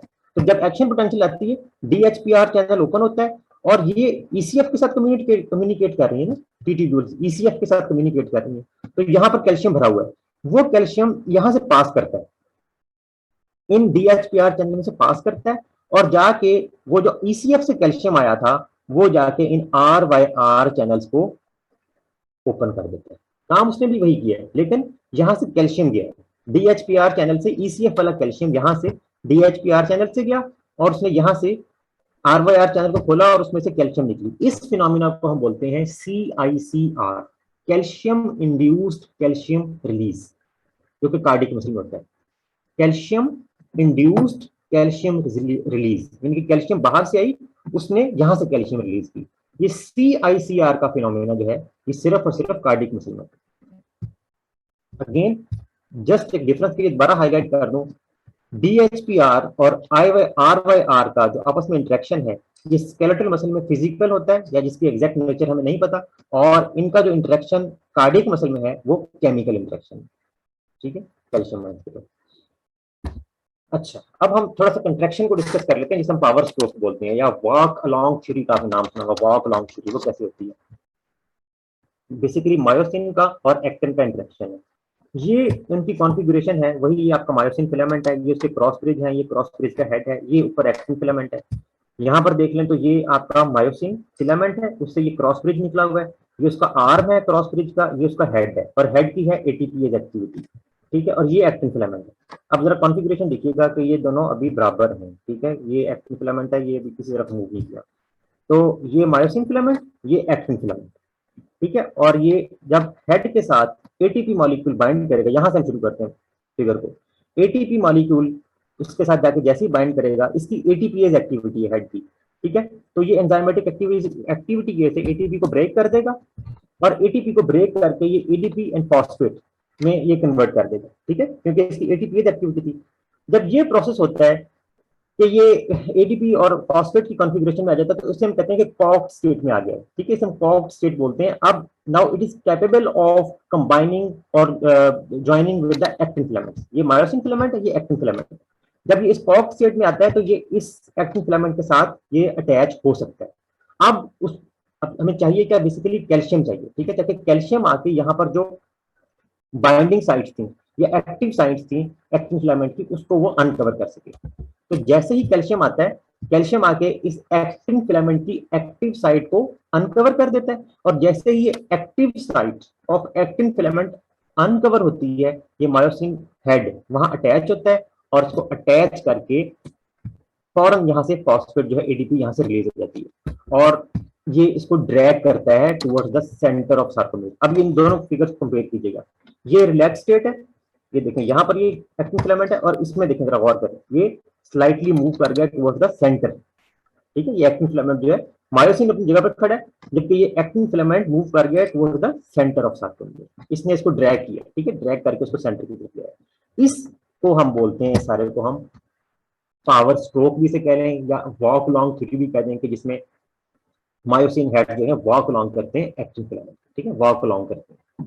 तो ये पावर स्ट्रोक हो गया, ठीक है। पावर स्ट्रोक बेसिकली ये वाली चीज है, जिसमें जब हेड ऑफ मायोसिन फिलामेंट जो है वो, या हेड ऑफ क्रॉस ब्रिज जब एक्टिन फिलामेंट पे अटैच हुआ, तो फौरन यहाँ से एडीपी रिलीज हो जाता है, एडीपी एंड फॉस्फेट वहां से रिलीज हो जाते हैं, और वो रिलीज होने के बाद वहां से उसको वो ड्रैग करके उसको सेंटर ऑफ सार्कोमेर की तरफ उसको ले आते हैं, ठीक है, उसको ड्रैग करके ले आते हैं।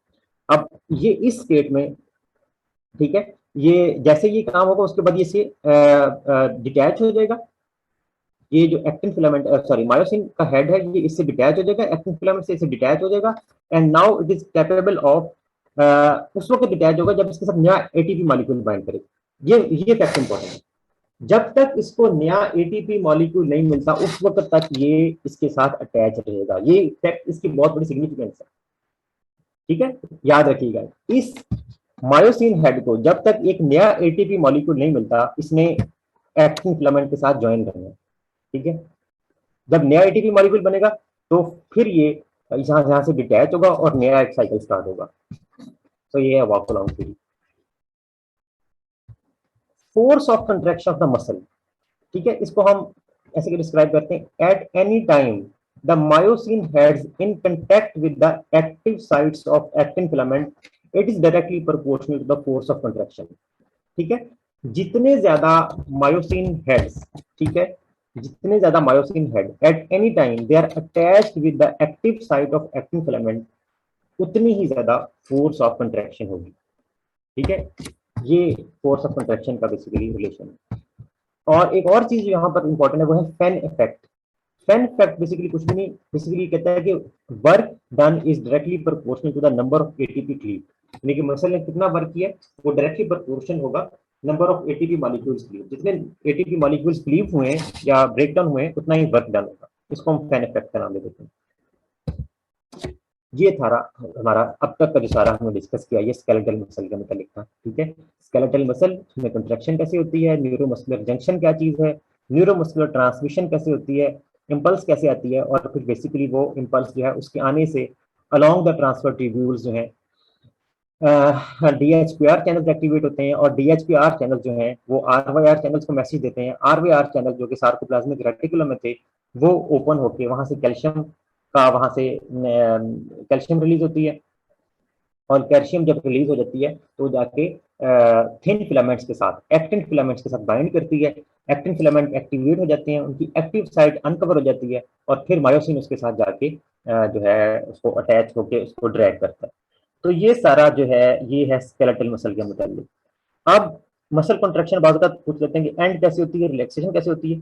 तो वो उसी वक्त होगी जब एक तो इम्पल्स आपकी स्टॉप हो जाए, ठीक है, जो न्यूरॉन से आ रही थी, और दूसरा उससे भी जो इंपॉर्टेंट चीज है जो बाद एमसीक्यूज में अगर आपको आ जाए तो आपने सबसे पहले जो चीज लिखनी है कि कैल्शियम जो है वापस जाए। अगर आपको 3-4 ऑप्शन दी जाती हैं तो उसमें से आपने मोस्ट सुटेबल ऑप्शन याद रखिएगा कि एमसीक्यू पॉइंट के हवाले से मोस्ट इंपॉर्टेंट वन ये कि कैल्शियम वापस जानी चाहिए। जो कैल्शियम सार्कोप्लाज्म में आई हुई थी वो वापस जाए, सार्कोप्लाज्मिक रेटिकुलम में वापस जाए। और उसको वापस लेके जाने के लिए क्या चीज है, सार्कोप्लाज्मिक रेटिकुलम में कैल्शियम पंप लगा होता है जो कि कैल्शियम को स्पेक्टर करता है सार्कोप्लाज्म से, ठीक है। वो मैंने फिगर मैंने दिखाया आपको। बेसिकली कैल्शियम एटीपीएस पंप है, ठीक है। सार्कोप्लाज्मिक रेटिकुलम में कैल्शियम एटीपीएस पंप है जो कि वापस स्पेक्टर कर लेता है जितनी भी कैल्शियम सार्कोप्लाज्म होती है उसको वापस ले जाता है सार्कोप्लाज्मिक रेटिकुलम। तो वो बेसिकली हम कहते हैं कि एक ऐसा प्रोसेस है जिसने कंट्रैक्शन को एंड कर दिया, क्योंकि जब वो वापस स्पेक्टर करेगा कैल्शियम जो है वो बाइंड नहीं करेगी उसके साथ एक्टिन फिलामेंट के साथ, और कंट्रैक्शन प्रोसेस जो एंड हो जाएगा। स्मूथ मसल को अब एंड भी हम देख लेते हैं, थोड़ी सी इसकी कंपैरेटिव। सर इस पूरे प्रोसेस में 2 एटीपीज रिक्वायर हुए, एक स्टार्ट में और एक एंड में। जी बिल्कुल, इसका पूरा स्टोशियोमेट्री है इसको कैलकुलेशन की। तो यस बिल्कुल पूरे प्रोसेस को आप अच्छा जी। स्मूथ मसल थोड़ा सा कंपैरेटिव कैरेक्टरिस्टिक्स हम देख लेते हैं। स्मूथ मसल फ्यूजिफॉर्म होते हैं शेप में, ठीक है, फ्यूजिफॉर्म होता है, नॉन स्ट्रैटेड होता है। इसमें एक्टिन एंड मायोसिन प्रेजेंट तो हैं लेकिन वो सार्कोमियर की फॉर्म में अरेंज नहीं है, ठीक है। एक्टिन एंड मायोसिन दोनों thick and thin filaments present हैं, सार्कोमियर की फॉर्म में अरेंज नहीं है। अब कंपैरिजन कि यहाँ पर एक्टिन फिलामेंट में ट्रोपोमायोसिन है। एक्टिन फिलामेंट जो आपका थिन फिलामेंट था उसमें हमने कहा था ना 3 प्रोटीन है, एक्टिन, ट्रोपोमायोसिन एंड ट्रोपोनिन। यहाँ पर ट्रोपोमायोसिन होती है, ट्रोपोनिन नहीं होती। अगेन ये बहुत इंपॉर्टेंट है, ठीक है। जो आपका स्मूथ मसल है उसका जो थिन फिलामेंट है उसमें ट्रोपोमायोसिन होगी, ट्रोपोनिन नहीं होगी। अब ट्रोपोनिन नहीं है तो याद रखें फिर कैल्शियम को कोई ऐसी चीज नहीं मिलेगी कि वो उसके साथ बाइंड कर सके। तो यहाँ पर बेसिकली फर्क भी यही है, यहाँ पर स्मूथ मसल में जो कैल्शियम है वो थिन फिलामेंट के साथ बाइंड ही नहीं करती, वो बाइंड करती है थिक फिलामेंट के साथ, मायोसिन के साथ। तो ये बहुत मेजर डिफरेंस है दोनों मसल में। स्केलेटल मसल में कैल्शियम आके बाइंड करती थी थिन फिलामेंट एक्टिन के ट्रोपोनिन के साथ। स्मूथ मसल में वो ट्रोपोनिन है ही नहीं और उसमें जाके आपकी मायोसिन के साथ बाइंड करना है। कैसे बाइंड करती है आगे देखिए। दूसरी बात ये कि इसमें स्मूथ मसल में एक्टिन ज्यादा होता है मायोसिन से, there is more actin than myosin. दो चीजें यहाँ पर बड़ी स्पेसिफिक हैं स्मूथ मसल में, एक कैवियोले है। कैवियोले क्या है, basically these are indentations in the sarcolemma and it is believed that they may act like T tubules। T tubule की तरह एक्ट करने का क्या मतलब, T tubules जो कि कहाँ पर थी, स्केलेटल मसल में थी। इसका मतलब ये कि एक्शन पोटेंशियल को शायद ये अंदर लेके आती हो इंडेंटेशन या कैवियोले। दूसरी है डेंस बॉडीज। डेंस बॉडीज जो है ये है यहाँ पर रिप्लेसमेंट किसकी, जेड लाइन की, ठीक है। एक्चुअली यहाँ पर एग्जैक्टली जिस तरह से अरेंज होती है सार्कोमियर वैसी तो नहीं है, लेकिन समझ लें कि उसका एक एनालॉगस स्ट्रक्चर प्रेजेंट है जिसको हम डेंस बॉडीज बोलते हैं। तो इसलिए कि ये they give attachment to the actin filament. वहां भी जेड लाइन ने एक्टिन फिलामेंट को अटैचमेंट दी थी, तो यहाँ पर ये डेंस बॉडीज हैं, they give attachment to the actin filament. तीसरा फैक्टर यहाँ पर बहुत इंपॉर्टेंट है और उसका मेजर फंक्शनल कैरेक्टरिस्टिक है स्मूथ मसल का as compare to skeletal muscle, वो ये है कि यहाँ पर जो मायोसिन हेड है, स्मूथ मसल का जो मायोसिन का हेड है, उसकी एटीपीएज एक्टिविटी स्केलेटल मसल के मायोसिन हेड से बहुत स्लो होती है, ठीक है। और उसको अपनी एटीपीएज एक्टिविटी इंक्रीज या डिक्रीज करने के लिए कैल्शियम की जरूरत होती है। इसलिए मैं कहा था कि कैल्शियम यहाँ पे आके मायोसिन के साथ बाइंड करती है। तो स्मूथ मसल का जो मायोसिन हेड होता है उसकी एटीपीएज एक्टिविटी स्लो होती है, ठीक है।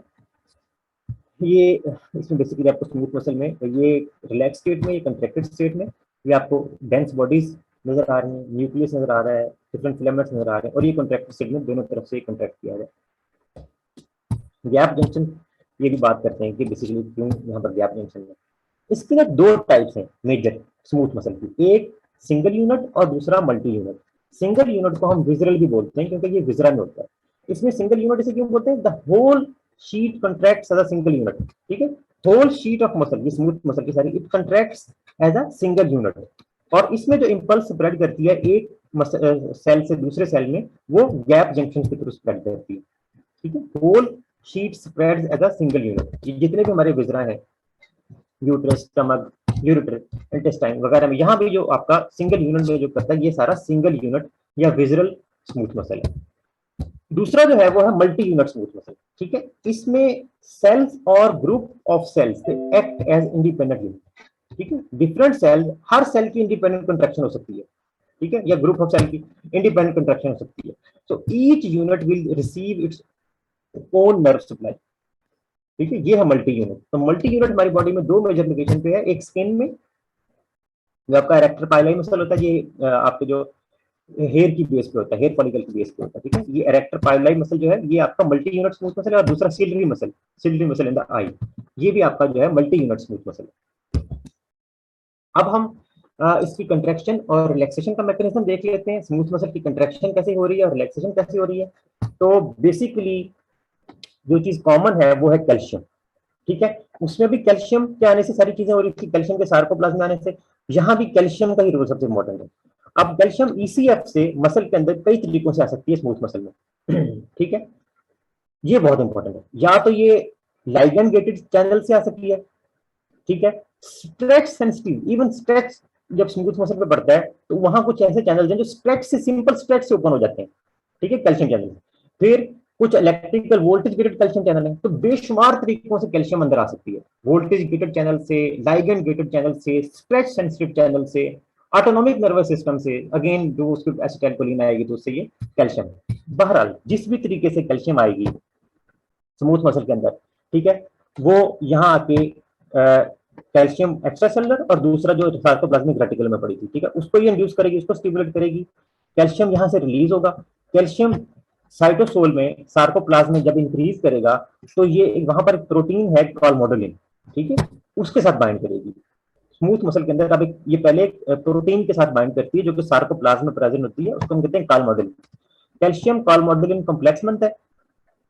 ये कैल्शियम कॉलमोडोलिन कॉम्प्लेक्स जो है, ये एक एंजाइम होता है, उसको एक्टिवेट करता है।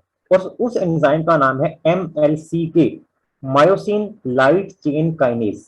उसको ये कैल्शियम कॉलमोडोलिन कॉम्प्लेक्स इसको एक्टिवेट कर देता है और ये आ गया अपनी एक्टिव कॉन्फ़िगरेशन में। ये बन गया active myosin light chain kinase. Kinase जहां भी होगा वो फास्फोराइलेशन करवाएगा। और ये फास्फोराइलेशन किसका करता है? ये बेसिकली फास्फोराइलेट करता है लाइट चेन्स। अब याद है आपको जो हमने कहा था मायोसिन हेड के अंदर लाइट चेंज होती है, उनको ये फास्फोराइलेट करता है और उसको फास्फोराइलेट करके उसकी एटीपीएज एक्टिविटी को इंक्रीज करता है। यहाँ हमने बात की थी ना कि स्मूथ मसल के अंदर नॉर्मली जो एटीपीएज एक्टिविटी है, जो उसके हेड की एटीपीएज एक्टिविटी है, वो बहुत कम होती है। तो उसको बेसिकली स्पीड अप करना है और उसके लिए सारा जो है कहानी चली है कि कैल्शियम आया, कैल्शियम ने कॉलमोडोलिन के साथ बाइंड किया, कैल्शियम कॉलमोडोलिन कॉम्प्लेक्स बना, उसने ये एंजाइम एक्टिवेट किया MLCK अपनी एक्टिव कॉन्फ़िगरेशन में गया और उसने उसका जो हेड की थी उसकी एटीपीएज एक्टिविटी इंक्रीज कर दी, फॉस्फोरेट करके उसकी एटीपीएज एक्टिविटी इंक्रीज कर दी, ठीक है। जब उसकी एटीपीएज एक्टिविटी उसकी इंक्रीज करता है तो अब वो एटीपी को क्लीव कर सकता है, ठीक है। इसी तरह वही लेकिन एटीपी बाइंड किया और एटीपी को उसने क्लीव किया, एडीपी और फॉस्फेट में कन्वर्ट किया और अब वो sort of power stroke, exact तो हमें इसका नहीं पता तक मैकेनिज्म, लेकिन कहते हैं कि सॉर्ट ऑफ पावर स्ट्रोक जो है वो यहाँ पे भी वो अप्लाई होता है और उससे मसल कंट्रैक्शन होती है और मसल टेंशन इंक्रीज करता है। याद रहे कि यहाँ पर कैल्शियम, अगेन मैं रिपीट कर रहा हूँ, उसने एक्टिन के साथ बाइंड नहीं करना क्योंकि एक्टिन में कोई एसिट्रोपिन नहीं है, उसने मायोसिन के साथ बाइंड करना है, मायोसिन को उसने जाके एक्टिवेट करना है, ठीक है। वहां उसने एक्टिवेट किया था एक्टिन को और यहाँ पर उसने एक्टिवेट किया है इनडायरेक्टली, उसने एक्टिवेट किया मायोसिन को। तो ये सारी कहानी के बेसिकली कैल्शियम ने ही